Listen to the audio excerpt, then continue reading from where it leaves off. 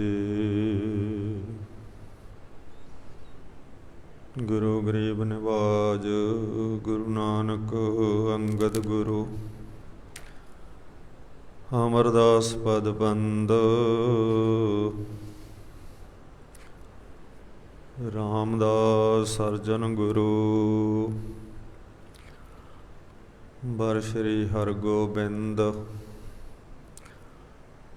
ਹਰ ਰਾਏ ਹਰ ਕ੍ਰਿਸ਼ਨ ਗੁਰ। ਤੇਗ ਬਹਾਦਰ ਚੰਦ ਦਸਵੇਂ ਗੋਬਿੰਦ ਸਿੰਘ ਗੁਰੂ। ਗੁਰੂ ਗ੍ਰੰਥ ਪੰਥ ਕੋ ਬੰਦ ਗੁਰੂ ਨਾਨਕ ਪਗ ਪੰਕਜ ਬੰਦਨ। ਸਿਮਰੋ ਅੰਗਦ ਦੋਖ ਨਿਕੰਦਨ। ਅਮਰਦਾਸ ਗੁਰ ਹਿਰਦੈ ਨਿਤ ਧਿਆਵੋ। ਸ੍ਰੀ ਗੁਰੂ ਰਾਮਦਾਸ ਗੁਣ ਗਾਵੋ। ਸ੍ਰੀ ਅਰਜਨ ਬਿਘਨਨ ਕੇ ਨਾਸਕ। ਸ੍ਰੀ ਹਰਗੋਬਿੰਦ ਸ਼ੁਭ ਸਮਤ ਪ੍ਰਕਾਸ਼ਕ।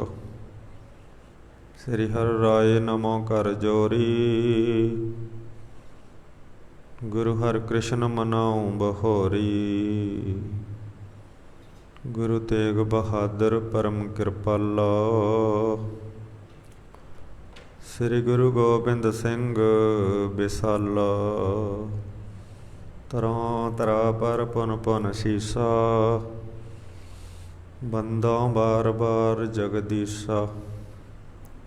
ਤਰੋਂ ਤਰਾ ਪਰ ਪੁਨ ਪੁਨ ਸੀਸਾ। ਬੰਦੋਂ ਬਾਰ ਬਾਰ ਜਗਦੀਸ਼ਾ। ਜਿਸਮੈ ਹੈ ਅੰਮ੍ਰਿਤ ਗਿਆਨ ਹੈ ਮਾਨਕ ਭਗਤ ਵਰਾਗ। ਸ੍ਰੀ ਗੁਰੂ ਗ੍ਰੰਥ ਸਾਹਿਬ ਜੀ ਉਦਤ ਬੰਦੋਂ ਕਰ ਅਨੁਰਾਗ। ਸ੍ਰੀ ਗੁਰ ਸ਼ਬਦ ਕਮਾਏ ਜਿਨ ਜੀਤੇ ਪੰਚ ਵਿਕਾਰ।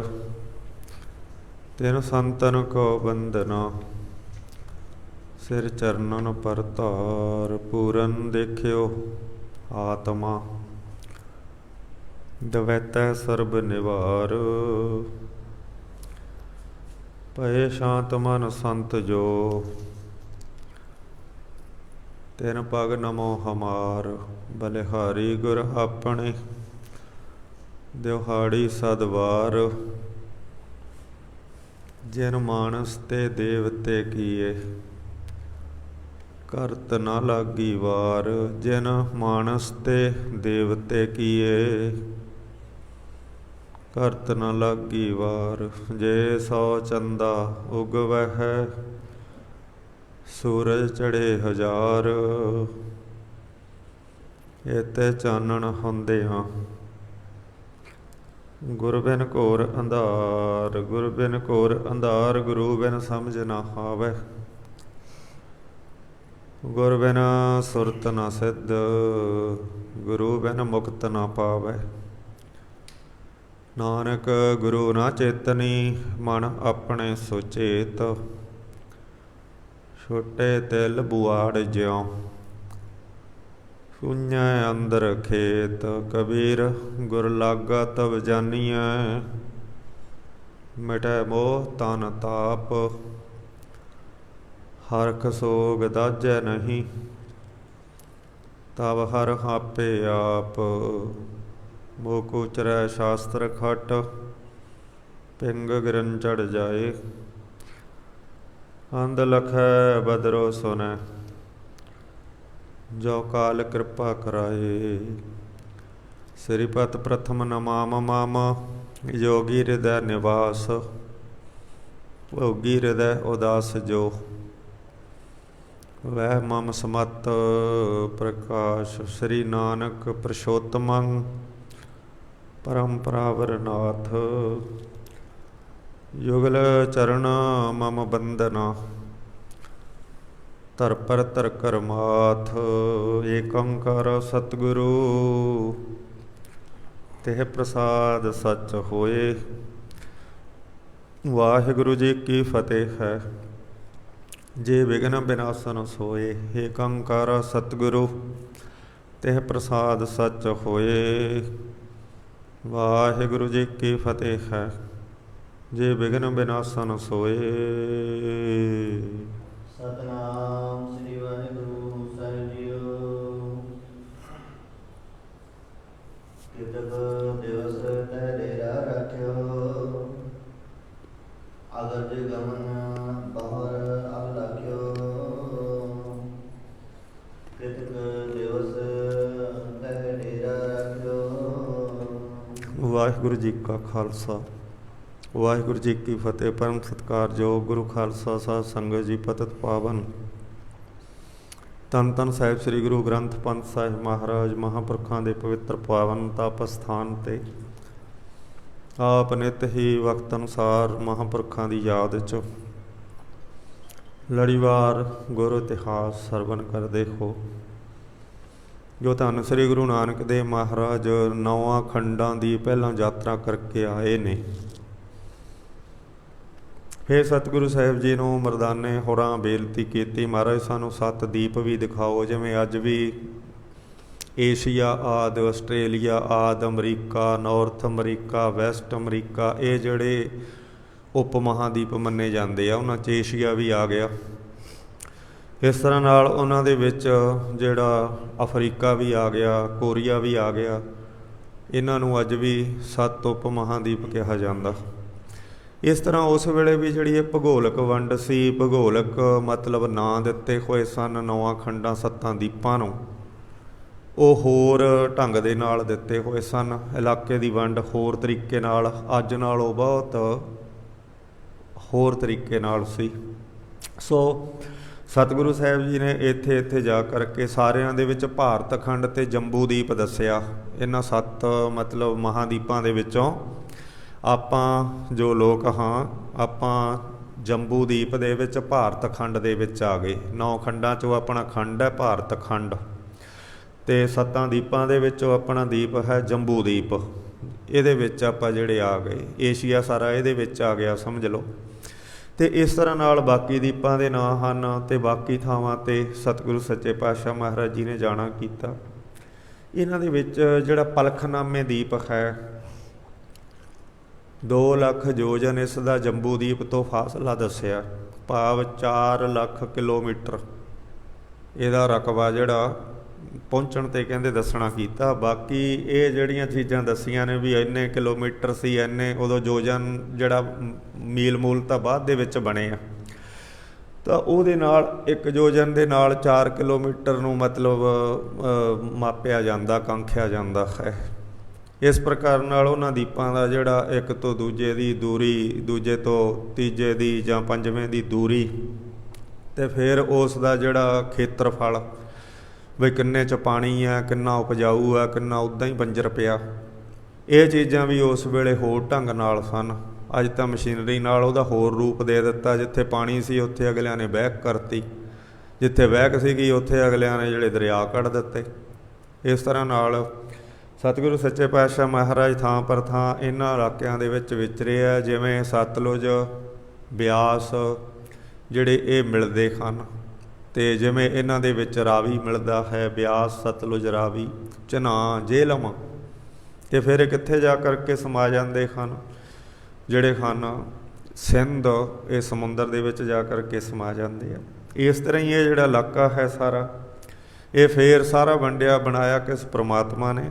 ਕਹਿੰਦੇ ਹੋਰ ਬੰਦਾ ਤਾਂ ਇਸ ਨੂੰ ਬਣਾ ਨਹੀਂ ਸੀ ਸਕਦਾ, ਬਈ ਐਡੀ ਬੰਦੇ ਨੇ ਸਮੁੰਦਰ ਬਣਾਤਾ ਹੋਵੇ, ਬੰਦੇ ਨੇ ਚੰਦ ਬਣਾਤਾ ਹੋਵੇ, ਤਾਰੇ ਬਣਾਤੇ ਹੋਣ, ਅਤੇ ਜੇ ਬੰਦਾ ਬਣਾ ਸਕਦਾ ਹੁੰਦਾ ਇਹ ਚੀਜ਼ਾਂ, ਤਾਂ ਫਿਰ ਉਹ ਅੱਜ ਦੀ ਤਰੀਕ ਦੇ ਵਿੱਚ ਕਿਸੇ ਬਿਮਾਰੀ ਨਾਲ ਗ੍ਰਸਤ ਨਾ ਹੁੰਦਾ, ਉਹਨੂੰ ਕੋਈ ਬਿਮਾਰੀ ਨਾ ਹੁੰਦੀ। ਜੇ ਇਹ ਚੀਜ਼ਾਂ ਬੰਦਾ ਸਿਰਜ ਸਕਦਾ ਹੁੰਦਾ ਨਾ, ਤਾਂ ਫਿਰ ਉਹ ਬਿਮਾਰੀਆਂ ਤੋਂ ਨਿਜਾਤ ਪਾ ਲੈਂਦਾ, ਪਰ ਉਹ ਨਹੀਂ ਸਿਰਜ ਸਕਿਆ। ਉਹ ਤਾਂ ਸਿਰਜਣਾ ਦਾ ਆਪ ਇੱਕ ਸਿਰਜਕ ਦੀ ਸਿਰਜਣਾ ਦਾ ਆਪ ਇੱਕ ਕਣ ਹੈ, ਅਤੇ ਉਹ ਕਣ ਹੀ ਜਿਹੜਾ ਕਈ ਵਾਰ ਵੱਡੇ ਵੱਡੇ ਦਾਅਵੇ ਕਰਕੇ ਕਹਿ ਦਿੰਦਾ ਮੈਂ ਆਹ ਕੀਤਾ, ਮੈਂ ਉਹ ਕੀਤਾ ਕੁੱਤਾ ਕੁਛ ਵੀ ਨਹੀਂ ਹੈ।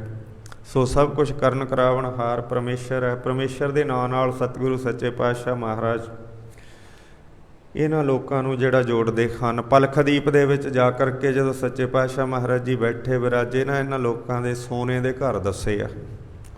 ਕਹਿੰਦੇ ਸੋਨੇ ਦੇ ਘਰ ਅੱਜ ਵੀ ਹੈਗੇ ਦੇਸ਼ ਮੁਲਕ ਥਾਂ ਜਿਨ੍ਹਾਂ ਦੇ ਸੋਨੇ ਦੇ ਘਰ ਨੇ, ਦੁਬਈ ਦੇ ਵਿੱਚ ਦੇਖ ਲਓ, ਸਿੱਖਾਂ ਦੇ ਸੋਨੇ ਦੇ ਘਰ ਨੇ, ਜਿਹੜੇ ਬਾਥਰੂਮ ਵਗੈਰਾ ਬਣਾਏ ਹੋਏ ਆ ਉਹਨਾਂ ਦੇ ਵਿੱਚ ਸੋਨਾ ਲਾਇਆ ਹੋਇਆ ਹੈ, ਅਤੇ ਕਾਗਜ਼ ਦੇ ਪੈਸੇ ਨੂੰ ਤਾਂ ਸਮਝਦੀ ਕੁਛ ਨਹੀਂ। ਸੋ ਐਸੇ ਇਲਾਕੇ ਜਿਹੜੇ ਸਨ ਉਹ ਉਸ ਵੇਲੇ ਵੀ ਸਨ। ਉਸ ਵੇਲੇ ਵੀ ਲੋਕ ਧਨਾੜ ਤੋਂ ਧਨਾੜ, ਗਰੀਬ ਤੋਂ ਗਰੀਬ, ਅਮੀਰ ਤੋਂ ਅਮੀਰ, ਦਰਮਿਆਨਾ ਮੱਧ ਵਰਗ ਪਰਿਵਾਰ, ਅਤੇ ਇਸ ਤਰ੍ਹਾਂ ਹੀ ਸੰਸਾਰ 'ਤੇ ਅੱਜ ਹੈ। ਜਿਹੜਾ ਬਹੁਤੇ ਅਮੀਰ ਨੇ, ਦਰਮਿਆਨੇ ਮੱਧ ਵਰਗੀ ਪਰਿਵਾਰ ਨੇ, ਫਿਰ ਬਹੁਤ ਜ਼ਿਆਦਾ ਗਰੀਬ ਨੇ। ਇਸ ਤਰ੍ਹਾਂ ਨਾਲ ਸਤਿਗੁਰੂ ਸੱਚੇ ਪਾਤਸ਼ਾਹ ਮਹਾਰਾਜ ਜੀ ਨੇ ਇਹਨਾਂ ਲੋਕਾਂ ਨੂੰ ਕਿਹਾ ਕਿ ਭਾਈ ਤੁਹਾਨੂੰ ਤਾਂ ਬੜੇ ਪੁੰਨ ਕੀਤੇ ਆ, ਕਿਉਂਕਿ ਭਾਰਤ ਖੰਡ ਅਤੇ ਜੰਬੂਦੀਪ ਦੇ ਵਿੱਚ ਜਿਹੜਾ ਕਰਮ ਕਰਦਾ ਨਾ ਕੋਈ ਸ਼ੁਭ, ਉਹਨੂੰ ਫਿਰ ਬਹੁਤ ਪੁੰਨ ਉੱਤਮ ਹੋਣੇ ਕਰਕੇ ਬਾਕੀ ਖੰਡਾਂ ਦੀਪਾਂ ਦੇ ਵਿੱਚ ਸੁਖਪੂਰਵਕ ਸੁਵਿਧਾਵਾਂ ਭੋਗਣ ਵਾਸਤੇ ਜਨਮ ਮਿਲਦਾ। ਜਿਹੋ ਜਿਹੀ ਕਿਸੇ ਦੀ ਸਕਾਮ ਇੱਛਾ ਹੁੰਦੀ ਹੈ, ਮਹਾਤਮਾ ਲੋਕਾਂ ਨੂੰ ਨਹੀਂ, ਉਹਨਾਂ ਨੂੰ ਨਹੀਂ ਕੋਈ ਇੱਛਾ ਹੁੰਦੀ ਕਿ ਅਸੀਂ ਆਹ ਕਰੀਏ ਉਹ ਕਰੀਏ। ਪਰ ਜਿਹੜਾ ਆਮ 84 ਲੱਖ ਵਾਲੀ ਜੋਨ ਜਵਾਨੀ ਹੈ, ਉਹ ਉਸ ਦੇ ਵਿੱਚ ਫਿਰ ਜਿਹੜੇ ਪੁੰਨ ਕਰਕੇ ਉਹਨਾਂ ਬਾਕੀ ਦੀਪਾਂ ਅਤੇ ਖੰਡਾਂ ਦੇ ਵਿੱਚ ਜਿਹੜੀ ਜਨਮ ਲੈਂਦੀ ਹੈ। ਕਈ ਵਾਰ ਇੱਧਰ ਉਹਦੇ ਵਾਸਤੇ ਗਰਭ ਨਹੀਂ ਹੁੰਦੇ, ਉਹੋ ਜਿਹੀਆਂ ਮਾਵਾਂ ਨਹੀਂ ਹੁੰਦੀਆਂ, ਉਹੋ ਜਿਹੇ ਪਿਓ ਨਹੀਂ ਹੁੰਦੇ, ਫਿਰ ਕਈ ਥਾਈਂ ਹੋਰ ਉਹਨਾਂ ਨੂੰ ਜਨਮ ਦਿਵਾਉਂਦੇ ਆ। ਅਤੇ ਇਸ ਤਰ੍ਹਾਂ ਹੀ ਜਿਹੜੇ ਹੋਰ ਥਾਵਾਂ 'ਤੇ ਕਈਆਂ ਨੂੰ ਫਿਰ ਭਾਰਤ ਦੇ ਵਿੱਚ ਇੱਥੋਂ ਦੇ ਗਰਭਧਾਨ ਦੇ ਵਿੱਚ ਪਰਮੇਸ਼ਰ ਜੀ ਜਨਮ ਦਿਵਾਉਂਦੇ ਆ। ਇਸ ਤਰ੍ਹਾਂ ਸਤਿਗੁਰੂ ਸੱਚੇ ਪਾਤਸ਼ਾਹ ਮਹਾਰਾਜ ਜੀ ਨੇ ਇਹ ਸਾਰਾ ਦੱਸਿਆ, ਪਰ ਨਾਲ ਹੀ ਉਹਨਾਂ ਨੂੰ ਪੁੱਛਿਆ ਵੀ ਤੁਹਾਨੂੰ ਇੰਨਾ ਜਿਹੜਾ ਸੁੱਖ ਸੁਵਿਧਾ ਹੋ ਗਈ, ਪਰ ਤੁਹਾਨੂੰ ਦੁੱਖ ਵੀ ਹੈ ਕੋਈ? ਤਾਂ ਉਹਨਾਂ ਨੇ ਦੱਸਿਆ ਮਹਾਰਾਜ ਜੀ ਨੂੰ ਵੀ ਸਾਨੂੰ ਮਹਾਰਾਜ ਦੁੱਖ ਬਹੁਤ ਵੱਡਾ ਹੈ। ਕਿਹੜਾ ਦੁੱਖ ਹੈ? ਕਹਿੰਦੇ ਸਾਡੇ ਵਿੱਚ 3 ਦੁੱਖ ਨੇ ਸਭ ਤੋਂ ਵੱਡੇ। ਉਹ ਦੁੱਖ ਇਹ ਨੇ ਵੀ ਬੜੋ ਆਪ ਤੇ ਜੇ ਕੋ ਜਾਣੇ, ਤੇ ਸੋ ਮਨ ਮਹਿ ਮਤਸਰ ਠਾਨੇ। ਪਹਿਲਾ ਦੁੱਖ ਤਾਂ ਇਹ ਹੈ ਇੱਥੋਂ ਦੇ ਲੋਕਾਂ ਨੂੰ, ਪਲਖ ਦੀਪਦਿਆਂ ਨੂੰ, ਜਿਹੜੇ ਸੋਨੇ ਦੇ ਘਰਾਂ 'ਚ ਰਹਿੰਦੇ ਆ, ਬਣੇ ਬਣਾਏ ਭੋਜਨ ਉਤਰਦੇ ਆ, ਪਕਾਉਣਾ ਨਹੀਂ, ਲਿਆਉਣਾ ਨਹੀਂ, ਕੋਈ ਮੰਡੀ ਵਪਾਰ ਬਾਜ਼ਾਰ ਨਹੀਂ ਹੈ ਵੀ ਕੋਈ ਆਲੂ ਗੰਢੇ ਲੈਣ ਜਾਊਗਾ। ਪਰ ਫਿਰ ਵੀ ਇੰਨੀ ਉੱਤਮ ਅਵਸਥਾ ਨੂੰ ਪਾ ਕੇ ਕਹਿੰਦੇ ਇੱਕ ਤਾਂ ਇਹ ਦੁੱਖ ਰੋਗ ਹੈ ਜਿਹੜਾ, ਜਿਹਨੂੰ ਆਪ ਤੋਂ ਵੱਡਾ ਜਾਣਦੇ ਆ, ਉਹਦੇ ਨਾਲ ਕਰਨੀ ਤਾਂ ਮੈਤਰੀ ਸੀ ਵੀ ਮਿੱਤਰਤਾ ਪਾਈਏ, ਵੱਡੇ ਨਾਲ ਲੋਕ ਮਿੱਤਰਤਾ ਪਾਉਂਦੇ ਆ। ਪਰ ਉਹਦੇ ਨਾਲ ਇੱਥੇ ਦੇ ਲੋਕ ਨੇ ਜਿਹੜੀ ਭਾਈ ਮਤਸਰ ਠੰਨ ਹੈ, ਈਰਖਾ ਕਰਦੇ ਆ। ਇਹ ਰੋਗ ਹੈ ਵੀ ਜਿਹੜਾ ਵੱਡੇ ਨੂੰ ਦੇਖ ਕੇ ਜਿਹੜੇ ਹਨ ਮੱਧ ਵਰਗੀ ਹਨ, ਅਤੇ ਉਹ ਕਹਿੰਦੇ ਵੱਡਾ ਕਿਉਂ ਹੋ ਗਿਆ, ਪਰ ਵੱਡਾ ਤਾਂ ਉਹਨੂੰ ਪਰਮੇਸ਼ਰ ਨੇ ਕੀਤਾ। ਇਸ ਤਰ੍ਹਾਂ ਜਿਹਨੂੰ ਆਪਦੇ ਤੋਂ ਛੋਟਾ ਦੇਖਦੇ ਆ ਵੀ ਸਾਡੇ ਤੋਂ ਵੀ ਇਹ ਗਿਆ ਗੁਜ਼ਰਿਆ ਹੈ, ਅਤੇ ਉਹਦੇ ਉੱਤੇ ਜਿਹੜਾ ਹੰਕਾਰ ਕਰਦੇ ਆ ਵੀ ਅਸੀਂ ਉੱਚੇ ਹਾਂ ਅਤੇ ਇਹ ਜਿਹੜਾ ਨੀਵਾਂ ਹੈ। ਜਿਹੜੇ ਵੱਡੇ ਆ ਉਹ ਕਹਿੰਦੇ ਅਸੀਂ ਉੱਚੇ ਆ, ਇਹ ਨੀਵਾਂ। ਜਿਹੜਾ ਮੱਧ ਵਰਗੀ ਹੈ ਉਹ ਕਹਿੰਦਾ ਇਹ ਵੱਡਾ ਕਿਉਂ ਹੈ। ਅਤੇ ਇਸ ਤਰ੍ਹਾਂ ਨਾਲ ਜਿਹੜਾ ਸਾਰਿਆਂ ਤੋਂ ਨੀਵਾਂ ਦੇਖਦੇ ਹਨ ਅਤੇ ਉਹਦੀ ਕਹਿੰਦੇ ਨਿੰਦਿਆ ਕਰਦੇ ਆ, ਉਹਦੇ 'ਤੇ ਅਨੇਕ ਪ੍ਰਕਾਰ ਦੇ ਜਿਹੜੇ ਵਲੇਮ ਲਾਉਂਦੇ ਆ ਕਿ ਇਹ ਕਰ ਨਹੀਂ ਕੁਝ ਸਕਦਾ। ਇਹ ਜਿਹੜੇ ਸਾਡੇ ਮਾਨਸਿਕ ਦੁੱਖ ਤਾਪ ਨੇ, ਮਹਾਰਾਜ ਸੱਚੇ ਪਾਤਸ਼ਾਹ ਨੂੰ ਦੱਸਿਆ ਇਹਨਾਂ ਪਲਖ ਦੀਪ ਦੇ ਲੋਕਾਂ ਨੇ ਬਈ ਇਹ ਸਾਨੂੰ ਬਹੁਤ ਜ਼ਿਆਦਾ ਤਾਪ ਨੇ ਜਿਹੜੇ, ਤੀਨੇ ਤਾਪ ਨਿਵਾਰਨ ਹਾਰਾ, ਦੁੱਖ ਹੰਤਾ ਸੁਖ ਰਾਸ। ਉਹ ਤਾਂ ਤਿੰਨਾਂ ਤਾਪਾਂ, ਸਰੀਰ, ਮਾਨਸਿਕ ਅਤੇ ਅਧਿਆਤਮਕ। ਪਰ ਇਹ ਜਿਹੜੇ ਮਾਨਸਿਕ ਤਾਪ ਨੇ, ਈਰਖਾ ਕਰਨੀ, ਨਿੰਦਿਆ ਕਰਨੀ, ਹੰਕਾਰ ਕਰਨਾ, ਇਹ ਮਾਨਸਿਕ ਵਿਕਾਰ ਨੇ। ਇਹ ਜਿੰਨਾ ਚਿਰ ਇਹ ਸੁੱਧ ਨਹੀਂ ਹੁੰਦੇ, ਮਾਰੇ ਨਹੀਂ ਜਾਂਦੇ ਪਾਰੇ ਦੀ ਤਰ੍ਹਾਂ, ਉਹਨਾਂ ਚਿਰ ਕੱਚੇ ਪਏ ਜਿਹੜੇ ਦੁਖਦਾਈ ਹੁੰਦੇ ਰਹਿੰਦੇ ਆ। ਭਗਤੀ ਪ੍ਰਵਿਰਤੀ ਮਾਰਗ ਦੇ ਵਿੱਚ, ਦੇਸ਼ ਕੌਮ ਦੇ ਮਾਰਗ ਦੇ ਵਿੱਚ, ਗਿਆਨ ਦੇ ਮਾਰਗ ਦੇ ਵਿੱਚ ਇਹ ਜਿਹੜੇ ਦੁਖਦਾਈ ਕੰਡਿਆਂ ਵਾਂਗੂ ਚੁੱਭਦੇ ਰਹਿੰਦੇ ਆ। ਤਾਂ ਸਤਿਗੁਰੂ ਸੱਚੇ ਪਾਤਸ਼ਾਹ ਮਹਾਰਾਜ ਇਹਨਾਂ ਦੁੱਖਾਂ ਬਲੇਮਾਂ ਦਾ ਜਿਹੜਾ ਨਾਸ਼ ਕਰਨ ਵਾਸਤੇ ਸੱਚੇ ਪਾਤਸ਼ਾਹ ਮਹਾਰਾਜ ਕਹਿੰਦੇ ਤਿੰਨੇ ਹੀ ਭਾਈ ਇਉਂ ਨੱਠ ਜਾਣਗੇ ਜਿਵੇਂ ਸ਼ੇਰ ਨੂੰ ਦੇਖ ਕੇ ਹਰਨ ਨੱਠ ਜਾਂਦਾ ਹੈ, ਅਤੇ ਤੁਹਾਨੂੰ ਸਦਾ ਹੀ ਆਨੰਦ ਬਣਿਆ ਰਹੂਗਾ। ਅਤੇ ਤੁਸੀਂ ਇਹ ਕੰਮ ਕਰਿਆ ਕਰੋ, ਸਿੱਖਿਆ ਦਿੱਤੀ ਕਿ ਪਰਮੇਸ਼ਰ ਨੂੰ ਸਦਾ, ਰਾਮ ਨੂੰ ਸਾਰੇ ਵਿਆਪਤ ਕਰਕੇ ਦ੍ਰਿੜ ਮਨ ਸਿਮਰਨ ਕਰਿਆ ਕਰੋ, ਸਤਨਾਮ ਦਾ ਜਾਪ ਜਪਿਆ ਕਰੋ, ਅਤੇ ਜਿਹੜਾ ਕੜਾਹ ਪ੍ਰਸ਼ਾਦ ਕਰਕੇ ਨਾ ਤੁਸੀਂ ਉਹ ਸਿੱਖ ਸਾਧ ਨੂੰ ਛਕਾਇਆ ਕਰੋ। ਕੜਾਹ ਪ੍ਰਸ਼ਾਦ ਕਰਕੇ ਜਿਹੜਾ ਅਕਾਲ ਪੁਰਖ ਦੇ ਨਾਂ 'ਤੇ, ਪਰਮੇਸ਼ਰ ਦੇ ਨਾਂ 'ਤੇ, ਗੁਰੂ ਉੱਥੇ ਪਰਮੇਸ਼ਰ ਨੂੰ ਕਿਹਾ ਗੁਰੂ ਨਾਨਕ ਦੇਵ ਜੀ ਨੇ, ਇਹ ਨਹੀਂ ਕਿਹਾ ਕਿ ਮੇਰੇ ਨਾਂ 'ਤੇ ਕੜਾਹ ਪ੍ਰਸ਼ਾਦ ਕਰਿਆ ਕਰੋ, ਨਾਨਕ ਦੇ ਨਾਂ 'ਤੇ ਕਰਿਆ ਕਰੋ। ਕਿਹਾ ਵੀ ਗੁਰੂ ਪਰਮੇਸ਼ਰ ਦੇ ਨਾਂ 'ਤੇ ਜਿਹੜਾ ਕੜਾਹ ਪ੍ਰਸ਼ਾਦ ਹੈ, ਗੁਰੂ ਪਰਮੇਸ਼ਰ ਅਕਾਲ ਪੁਰਖ ਦਾ ਹੈ। ਬਾਬੇ ਨਾਨਕ ਤੋਂ ਵੀ ਪਹਿਲਾਂ ਗੁਰੂ ਪਰਮੇਸ਼ਰ ਅਕਾਲ ਪੁਰਖ ਦਾ ਮੁੱਖ ਪ੍ਰਸ਼ਾਦ ਹੈ ਜਿਹੜਾ ਕੜਾਹ ਪ੍ਰਸ਼ਾਦ ਹੈ। ਇਹ ਕਿਹਾ ਵੀ ਇਹ ਤੁਸੀਂ ਮਰਿਆਦਾ ਨਾਲ ਜਿਹੜਾ ਕਰਿਆ। ਸਿਮਰ ਤਿਹਾਵਲ ਕੀਜੈ ਸਤਿਗੁਰ ਸਿਮਰ, ਸਤਿਗੁਰੂ ਅਕਾਲ ਪੁਰਖ ਨੂੰ ਉਸ ਵੇਲੇ ਆਪਦੇ ਆਪ ਨੂੰ ਕਿਵੇਂ ਗੁਰੂ ਨਾਨਕ ਦੇਵ ਕਹਿ ਸਕਦੇ ਸੀ ਵੀ ਮੈਂ ਸਤਿਗੁਰੂ ਹਾਂ, ਮੇਰਾ ਨਾਂ ਲੈ ਕੇ ਕੜਾਹ ਪ੍ਰਸ਼ਾਦ ਕਰਿਆ ਕਰੋ। ਪਰ ਇੱਥੇ ਕਿਹਾ ਸਤਿਗੁਰ ਸਿਮਰਤਿ ਹਾਵਲ ਕੀਜੈ, ਸਤਨਾਮ ਕੋ ਜਾਪ ਜਪੀਜੈ, ਕਿਉਂਕਿ ਸੱਚਾ ਨਾਮ ਉਸੇ ਸਤਿਗੁਰੂ ਅਕਾਲ ਪੁਰਖ ਦਾ ਹੈ, ਹੋਰ ਕੋਈ ਸਤਿਗੁਰੂ ਨਹੀਂ ਹੋ ਸਕਦਾ। ਦੇਹੀ ਕਰਕੇ ਜਿਹਨੇ ਸਤਿਪੁਰਖ ਨੂੰ ਜਾਣ ਲਿਆ, ਉਹ ਗਿਆਨ ਕਰਕੇ ਕਹਿਣੇ ਮਾਤਰ ਕਰਕੇ ਜਿਹੜਾ ਸਤਿਗੁਰੂਆਂ ਦੀ ਕਤਾਰ ਦੇ ਵਿੱਚ ਆ ਗਿਆ, ਉਹਨੂੰ ਸਤਿਕਾਰ ਮਿਲ ਗਿਆ, ਉਹ ਉੱਚਾ ਹੋ ਗਿਆ। ਪਰ ਸਤਿਗੁਰੂ ਹੈ ਜਿਹੜਾ ਉਹ ਆਪ ਅਕਾਲ ਪੁਰਖ ਹੈ। ਸਤਨਾਮ ਦਾ ਜਾਪ ਜਪਿਆ ਕਰੋ ਭਾਈ। ਤੇ ਇਸ ਤਰ੍ਹਾਂ ਇਹ ਜਿਹੜੇ ਮ੍ਰਿਦਲ ਮਿੱਠੇ ਵਚਨ ਗੁਰੂ ਸਾਹਿਬ ਜੀ ਦੇ ਉਹਨਾਂ ਨੇ ਸ਼ਰਧਾ ਦੇ ਨਾਲ ਧਾਰਨ ਕਰ ਲਈ। ਤੇ ਪਲਖ ਦੀਪ ਦੇ ਜਿਹੜੇ ਲੋਕ ਸੀ ਉਹ ਸਾਰੇ ਮਹਾਰਾਜ ਦੇ ਸਿੱਖ ਬਣ ਗਏ। ਜਿਸ ਤਰ੍ਹਾਂ ਨਾਲ ਸਿੱਖ ਗੁਰੂ ਗੋਬਿੰਦ ਸਿੰਘ ਜੀ ਨੇ ਸਿੰਘਾਂ ਦੇ ਵਿੱਚ ਤਬਦੀਲ ਕਰ ਦਿੱਤੇ, ਉਹਨਾਂ ਨੂੰ ਜਿਹੜਾ ਸਮੇਂ ਦੇ ਅਨੁਸਾਰ ਸਿੰਘਾਂ ਸ਼ਸਤਰਧਾਰੀਆਂ ਦੇ ਵਿੱਚ ਭਾਵ ਮੀਰੀ ਪੀਰੀ ਤਾਂ ਗੁਰੂ ਹਰਗੋਬਿੰਦ ਸਾਹਿਬ ਮਹਾਰਾਜ ਜੀ ਨੇ ਹੀ ਬਖਸ਼ ਦਿੱਤੀ ਸੀ, ਕਿਉਂਕਿ ਉਹਨਾਂ ਨੇ ਆਪ ਸਮੇਂ ਦੇ ਅਨੁਸਾਰ ਸ਼ਸਤਰਧਾਰੀ ਹੋਣਾ ਕੀਤਾ ਸੀ। ਬਾਬਾ ਬੁੱਢਾ ਜੀ ਨੇ ਕਿਰਪਾਨ ਧਾਰੀ ਸੀ। ਗੁਰੂ ਅਰਜਨ ਦੇਵ ਮਹਾਰਾਜ ਜੀ ਦੀ ਤਲਵਾਰ ਕੇਂਦਰੀ ਸਿੱਖ ਅਜਾਇਬ ਘਰ ਦੇ ਵਿੱਚ ਪਈ ਹੋਈ ਹੈ। ਇਸ ਤਰ੍ਹਾਂ 7ਵੇਂ ਪਾਤਸ਼ਾਹ ਜੀ ਨੇ ਸ਼ਸਤਰ ਧਾਰੇ ਸੀ। ਗੁਰੂ ਹਰਿਰਾਏ ਸਾਹਿਬ ਜੀ ਨੇ, 8ਵੇਂ ਗੁਰੂ ਹਰਕ੍ਰਿਸ਼ਨ ਸਾਹਿਬ ਜੀ ਨੇ ਤੀਰ ਆਦਿ, ਤਲਵਾਰ ਆਦਿ, ਬਰਸ਼ੀ ਆਦਿ ਧਾਰਨਾ ਕੀਤੀ ਸੀ, ਕਿਸੇ ਨੂੰ ਮਾਰਨ ਨੂੰ ਨਹੀਂ। ਸ਼ਸਤਰ ਅੰਗ ਸੰਗ ਰੱਖੇ ਸੀ ਪੀਰ ਸਮਝ ਕੇ।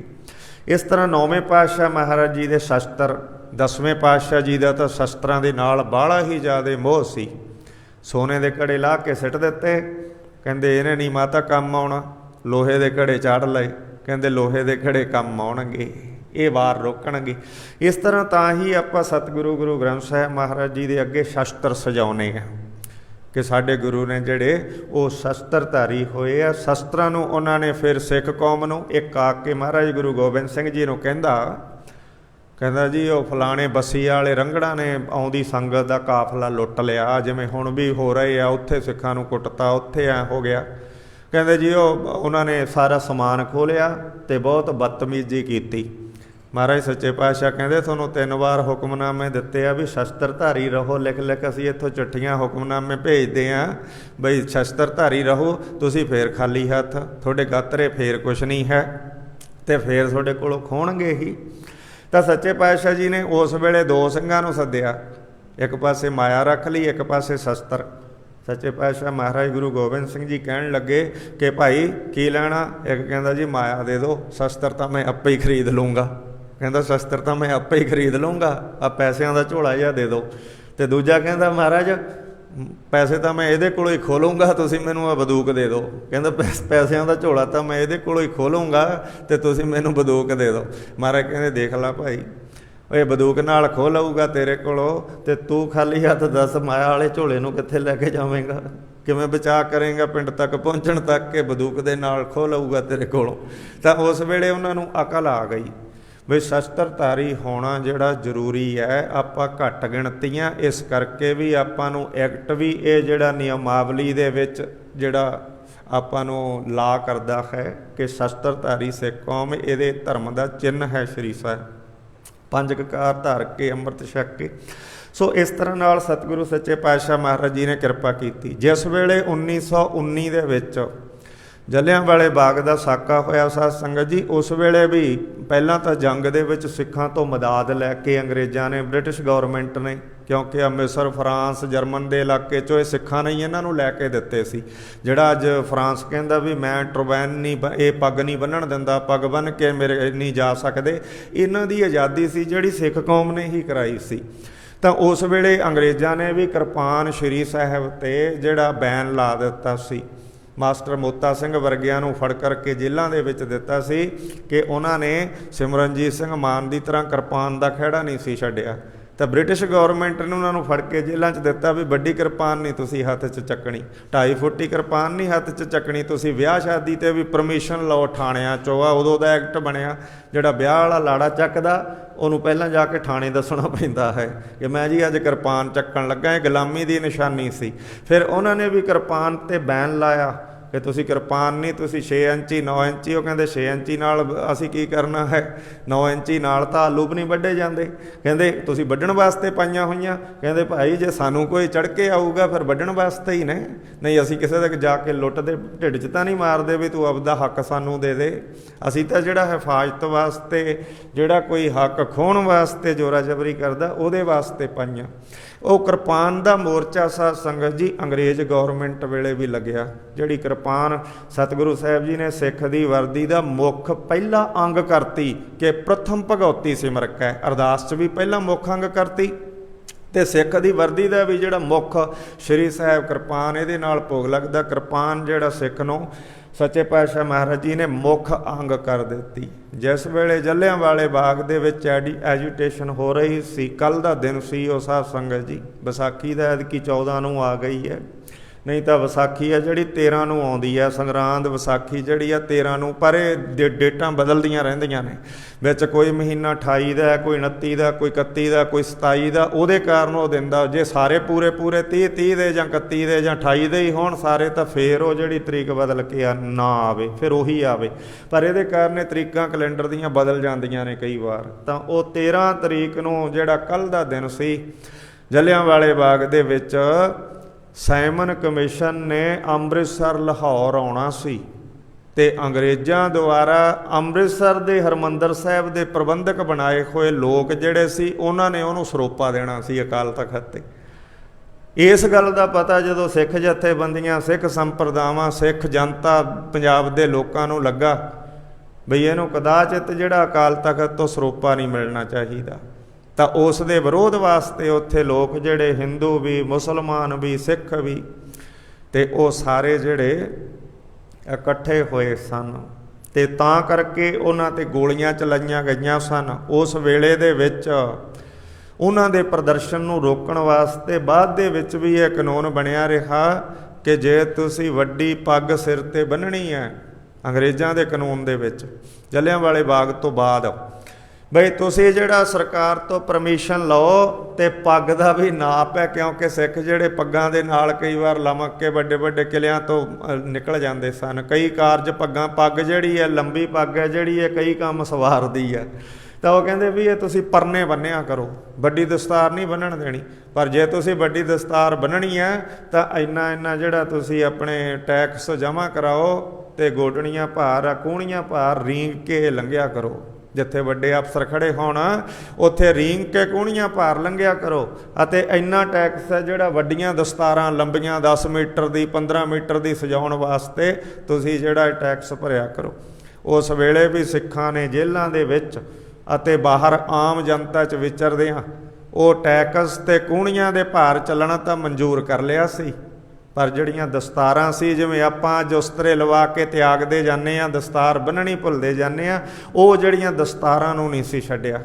ਦਸਤਾਰਾਂ ਨੂੰ ਜਿਹੜਾ ਉਹਨਾਂ ਨੇ ਸਿਰਾਂ 'ਤੇ ਸਜਾਉਣਾ ਬੰਦ ਨਹੀਂ ਸੀ ਕੀਤਾ। ਸਜਾਵਾਂ ਤੇ ਜਿਹੜੇ ਜੁਰਮਾਨੇ ਸਨ ਉਹ ਜਿਹੜੇ, ਤੇ ਜਿਹੜੀ ਇਹ ਉਹਨਾਂ ਦੀ ਬੇਇੱਜ਼ਤੀ ਦੀ ਇੰਤਹਾ ਸੀ ਕਿ ਕੂਹਣੀਆਂ ਭਾਰ ਤੁਰ ਕੇ ਜਾਓ, ਇਹ ਉਹਨਾਂ ਨੇ ਪ੍ਰਵਾਨ ਕਰ ਲਈ ਸੀ, ਪਰ ਦਸਤਾਰ ਨੂੰ ਨੀਵਾਂ ਨਹੀਂ ਸੀ ਹੋਣ ਦਿੱਤਾ। ਸੋ ਐਸੇ ਇਹ ਵਿਸਾਖੀ ਦੇ ਦਿਨ ਨੇ ਜਿਹੜੇ ਉਹ ਇਸ ਘੱਲੂਘਾਰੇ ਨਾਲ ਜੁੜੇ ਹੋਏ ਨੇ। ਆਓ ਸਤਿਗੁਰੂ ਸੱਚੇ ਪਾਤਸ਼ਾਹ ਮਹਾਰਾਜ ਜੀ ਦੀ ਲੜੀਵਾਰ ਕਥਾ ਆਪਾਂ ਸਰਵਣ ਕਰੀਏ। ਕੱਲ੍ਹ ਨੂੰ ਫੇਰ ਥੋੜ੍ਹੀ ਜਿਹੀ ਆਪਾਂ ਵਿਚਾਰ ਕਰਾਂਗੇ, ਕਿਉਂਕਿ ਇਹ ਤਾਂ ਲੰਬਾ ਪ੍ਰਸੰਗ, ਲੰਬਾ ਇਤਿਹਾਸ ਹੈ। ਫਿਰ ਪੰਜ ਪਿਆਰਿਆਂ ਦਾ ਹੋਰ ਬਹੁਤ ਜ਼ਿਆਦਾ ਅੱਗੇ ਸਾਰਾ ਆਪੇ ਆਈ ਜਾਣਾ ਹੈ, ਜਿਸ ਤਰ੍ਹਾਂ ਨਾਲ ਅੱਗੇ 9ਵੇਂ 10ਵੇਂ ਪਾਤਸ਼ਾਹ ਦਾ ਇਤਿਹਾਸ ਆਵੇਗਾ।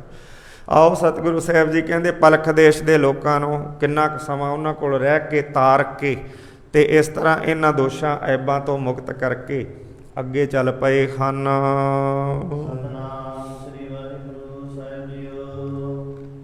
ਕਿਤਕ ਦਿਵਸ ਪਹਿਰੇਰਾ ਰੱਖਿਓ। ਪ੍ਰੇਮ ਸਹਿਤ ਉਚਾਰਨ ਕਰੋ ਸਤਨਾਮ ਸ੍ਰੀ ਵਾਹਿਗੁਰੂ ਜੀ। ਉੱਥੇ ਮਹਾਰਾਜ ਜੀ ਨੇ ਕੁਝ ਕੁ ਸਮਾਂ ਪਲਖ ਦੀਪ ਦੇ ਵਿੱਚ ਆਪਣਾ ਨਿਵਾਸ ਰੱਖਿਆ, ਇਸ ਤਰ੍ਹਾਂ ਦੀ ਸਿੱਖਿਆ ਦੇ ਕੇ ਫੇਰ ਅੱਗੇ ਜਾਣ ਵਾਸਤੇ, ਕਿਉਂਕਿ 7 ਦੀਪ ਸਾਰੇ ਦਿਖਾਉਣੇ ਸਨ। ਮਰਦਾਨੇ ਨੂੰ ਨਾਲ ਲਾਹਾ ਲੈ ਰਿਹਾ ਸੀ, ਮਰਦਾਨਾ ਬਾਲਾ। ਕਹਿੰਦੇ ਇਸ ਤਰ੍ਹਾਂ ਅੱਗੇ ਜਾਣ ਵਾਸਤੇ ਅਭਿਲਾਖਾ ਪ੍ਰਗਟ ਕੀਤੀ ਹੈ। 2 ਲੱਖ ਯੋਜਨ ਦੀਪ, ਤਾਂ ਕਹਿੰਦੇ ਦੀਵੇ ਦੀ ਆਕਾਰ ਦਾ, ਜਿਵੇਂ ਦੀਵੇ 'ਚ ਜਿਹੜੀ ਲਾਟ ਨਿਕਲਦੀ ਹੋਵੇ, ਭਾਵ ਬੱਤੀ ਬਲਦੀ ਹੋਵੇ। ਤਾਂ ਦੀਪ ਸ਼ਕਲ ਅਖਤਿਆਰ ਕਹਿ ਦਿੰਦੇ ਹਨ। ਇਸ ਤਰ੍ਹਾਂ 2 ਲੱਖ ਯੋਜਨ ਕਹਿੰਦੇ ਭਾਵ ਦੇਖ ਲਓ 4 ਕੋ 1 ਯੋਜਨ ਹੈ, 2 ਲੱਖ ਕੋ ਜਿਹੜਾ 8 ਲੱਖ ਕਿਲੋਮੀਟਰ ਹੋ ਗਿਆ, 8 ਲੱਖ ਕਿਲੋਮੀਟਰ ਇੰਨਾ ਜਿਹੜਾ ਇਹਦਾ ਵਿਸਥਾਰ ਕਹਿੰਦੇ ਭਾਈ ਕਥਨ ਕੀਤਾ ਹੈ। ਲੰਘ ਗਏ ਸਗਰੋ ਤਤਕਾਲ, ਤਤਕਾਲ ਹੀ ਲੰਘ ਗਏ ਮਹਾਰਾਜ ਸੱਚੇ ਪਾਤਸ਼ਾਹ। ਕਿਹੜੇ ਅਮਰੀਕਾ ਅਮਰੂਕਾ, ਇਹ ਤਾਂ 30-40 ਹਜ਼ਾਰ ਕਿਲੋਮੀਟਰ ਦੀ ਰੇਂਜ 'ਚ ਹੀ ਤੁਰੇ ਫਿਰਦੇ ਆ, 30-40 ਹਜ਼ਾਰ ਕਿਲੋਮੀਟਰ ਤੋਂ ਵੀ ਘੱਟ ਹੀ ਨੇ ਤਾਂ। ਤੇ ਇਸ ਤਰ੍ਹਾਂ ਮਹਾਰਾਜ ਲੱਖਾਂ ਕਰੋੜਾਂ ਜਿਹੜੇ ਦੂਰ ਲੰਘ ਗਏ, ਕਹਿੰਦੇ ਐਂ ਲੰਘ ਗਏ ਜਿਵੇਂ ਥੋੜ੍ਹੇ ਹੀ ਸਮੇਂ ਦੇ ਵਿੱਚ ਲੰਘ ਜਾਈਦਾ ਹੈ। ਟਾਈਮ ਟਰੈਵਲ ਹੀ ਕਰ ਗਏ। ਅੱਜ ਟਾਈਮ ਟਰੈਵਲ ਦੇ ਪਿੱਛੇ ਪਏ ਹੋਏ ਆ, ਕਹਿੰਦੇ ਫਲਾਣਾ ਉੱਥੋਂ ਆਇਆ, ਫਲਾਣਾ ਉਸ 'ਚ ਚਲਿਆ ਗਿਆ, ਇੰਨੀਆਂ ਸਦੀਆਂ ਅੱਗੇ ਪਿੱਛੇ ਚਲਿਆ ਗਿਆ। ਉਹ ਮਹਾਰਾਜ ਸਾਰੀਆਂ ਸਦੀਆਂ ਤੋਂ ਅੱਗੇ ਪਿੱਛੇ ਚਲੇ ਜਾਂਦੇ ਆ। ਇਸ ਤਰ੍ਹਾਂ ਛੇਤੀ ਹੀ ਪਹੁੰਚ ਗਏ ਆ। ਅੱਗੇ ਬਹੁਤ ਵੱਡਾ ਫੇਰ ਸਮੁੰਦਰ ਆ ਗਿਆ ਹੈ। ਇਹ ਸਮੁੰਦਰ ਨੂੰ ਨਾ ਕਹਿੰਦੇ ਗੰਨੇ ਦੇ ਰਸ ਦਾ ਆਖਦੇ ਆ। ਗੰਨੇ ਦੇ ਰਸ ਦਾ ਭਰਿਆ ਹੋਇਆ ਸਮੁੰਦਰ ਹੈ, ਕਹਿੰਦੇ ਬਹੁਤ ਡੂੰਘਾ, ਬਹੁਤ ਵਿਸ਼ਾਲ ਉਹੋ ਜਿਹਾ ਰੰਗ ਹੈ। ਇਹਦੀ ਵੀ ਜਿਹੜੀ ਲੰਬਾਈ ਹੈ 2 ਲੱਖ ਯੋਜਨ, 8 ਲੱਖ ਕਿਲੋਮੀਟਰ ਜਿਹੜੀ ਮੰਨ ਲਓ ਭਾਈ ਪ੍ਰਮਾਣ ਕਰਕੇ। ਇਹ ਸਮੁੰਦਰ ਤੇ ਜਾ ਕੇ ਪਹਿਲਾਂ ਤਾਂ ਪ੍ਰਸਥਾਨਾ ਚੱਲ ਕੇ ਪਹੁੰਚੇ ਆ। ਇੰਨਾ ਲੰਬਾ ਸਫ਼ਰ ਸੀ, ਐਂ ਕੱਢ ਦਿੱਤਾ ਤੇ ਪੈਰ ਦਾ ਅੰਗੂਠਾ ਵੀ ਭਿੱਜਿਆ ਨਹੀਂ ਕਿ ਕਿਤੇ ਕੋਈ ਛਿੱਟਾ ਲੱਗ ਗਿਆ ਹੋਵੇ। ਤੇ ਨਹੀਂ ਮਹਾਰਾਜ ਸੱਚੇ ਪਾਤਸ਼ਾਹ ਬਾਲਾ ਮਰਦਾਨਾ ਜੀ ਕਹਿੰਦੇ ਚੱਲੇ ਆ। ਜਿੱਥੇ ਪਾਰਲਾ ਕਿਨਾਰਾ ਸੀ ਉੱਥੇ ਚਲੇ ਗਏ ਆ, ਪਲਖਦੀਪ ਤੋਂ ਅੱਗੇ। ਛੇਤੀ ਹੀ ਮਹਾਰਾਜ ਸੱਚੇ ਪਾਤਸ਼ਾਹ ਜੀ ਪਹੁੰਚ ਗਏ, ਜਿਨ੍ਹਾਂ ਨੂੰ ਕੋਈ ਦੇਰੀ ਨਹੀਂ ਲੱਗੀ ਹੈ। ਇਹ ਸ਼ਾਲਮਲੀ ਦੀਪ ਹੈ। ਪਹਿਲਾਂ ਜੰਬੂ ਦੀਪ 'ਚੋਂ ਗਏ ਆ ਨਾ, ਪਲਖਦੀਪ ਹੋ ਗਿਆ, ਫਿਰ ਇਹ ਸ਼ਾਲਮਲੀ ਦੀਪ ਹੈ, ਜਿਹੜਾ ਸ਼ਾਲਮਲੀ ਸਿੰਬਲ ਦੇ ਰੁੱਖ ਨੂੰ ਕਹਿੰਦੇ ਆ। ਸਿੰਬਲ ਦੇ ਜਿਹੜੇ ਨਾਂ ਤੋਂ ਪਿਆ, ਸਿੰਬਲ ਦੇ ਬਹੁਤ ਜ਼ਿਆਦਾ ਇੱਥੇ ਜੰਗਲ ਨੇ ਕਹਿ ਲਓ। ਤੇ ਇਸ ਤਰ੍ਹਾਂ ਨਾਲ ਸਿੰਬਲ ਦਾ ਪ੍ਰਮਾਣ ਬਹੁਤ ਥਾਈਂ ਬਾਣੀ ਦੇ ਵਿੱਚ ਆਇਆ। ਸਿੰਬਲ ਦੇਖ ਜਿਉਂ ਸੂਆ ਵਿਕਸਾਨਾ, ਅੰਤ ਕੀ ਮਾਰ ਬੂਆ ਪਟਾਨਾ। ਤੋਤਾ ਜਿਹੜਾ ਸਿੰਬਲ ਤੇ ਫਸ ਕਰਕੇ ਤੇ ਕਹਿੰਦਾ ਫਲ ਜੇ ਲੱਗੇ ਰੂੰ 'ਚ ਚੁੰਝ ਜੀ ਫਸਾ ਕੇ ਮਰ ਜਾਂਦਾ ਹੈ, ਉਹ ਸਿੰਬਲ। ਸ਼ਾਲਮਲੀ ਇਸ ਦਾ ਜਿਹੜਾ ਦੀਪ ਦਾ ਨਾਂ ਕਥਨ ਕੀਤਾ। ਸਿੰਬਲ ਦੇ ਜੰਗਲ ਹੋਣ ਕਰਕੇ ਉੱਥੇ ਪਹੁੰਚ ਗਏ ਹਨ। ਇਸ ਤਰ੍ਹਾਂ ਦਾ ਇਹਦਾ ਸੋਹਣਾ ਨਾਂ ਹੈ ਸਿੰਬਲ ਤੋਂ ਸ਼ਾਲਮਲੀ। ਹੁਣ ਸਮਾਰਟਾ ਆਦਿ ਵੀ ਦੀਪ ਮੰਨੇ ਜਾਂਦੇ ਆ। ਬਹਿ ਗਏ ਸੱਚੇ ਪਾਤਸ਼ਾਹ ਮਹਾਰਾਜ ਜੀ ਜਾ ਕਰਕੇ। ਬੜੇ ਲੋਕ ਮਹਾਰਾਜ ਜੀ ਨੂੰ ਦੇਖ ਕਰਕੇ ਆ ਮਿਲੇ, ਉਸੇ ਵੇਲੇ ਇਕੱਠ ਹੋ ਗਿਆ।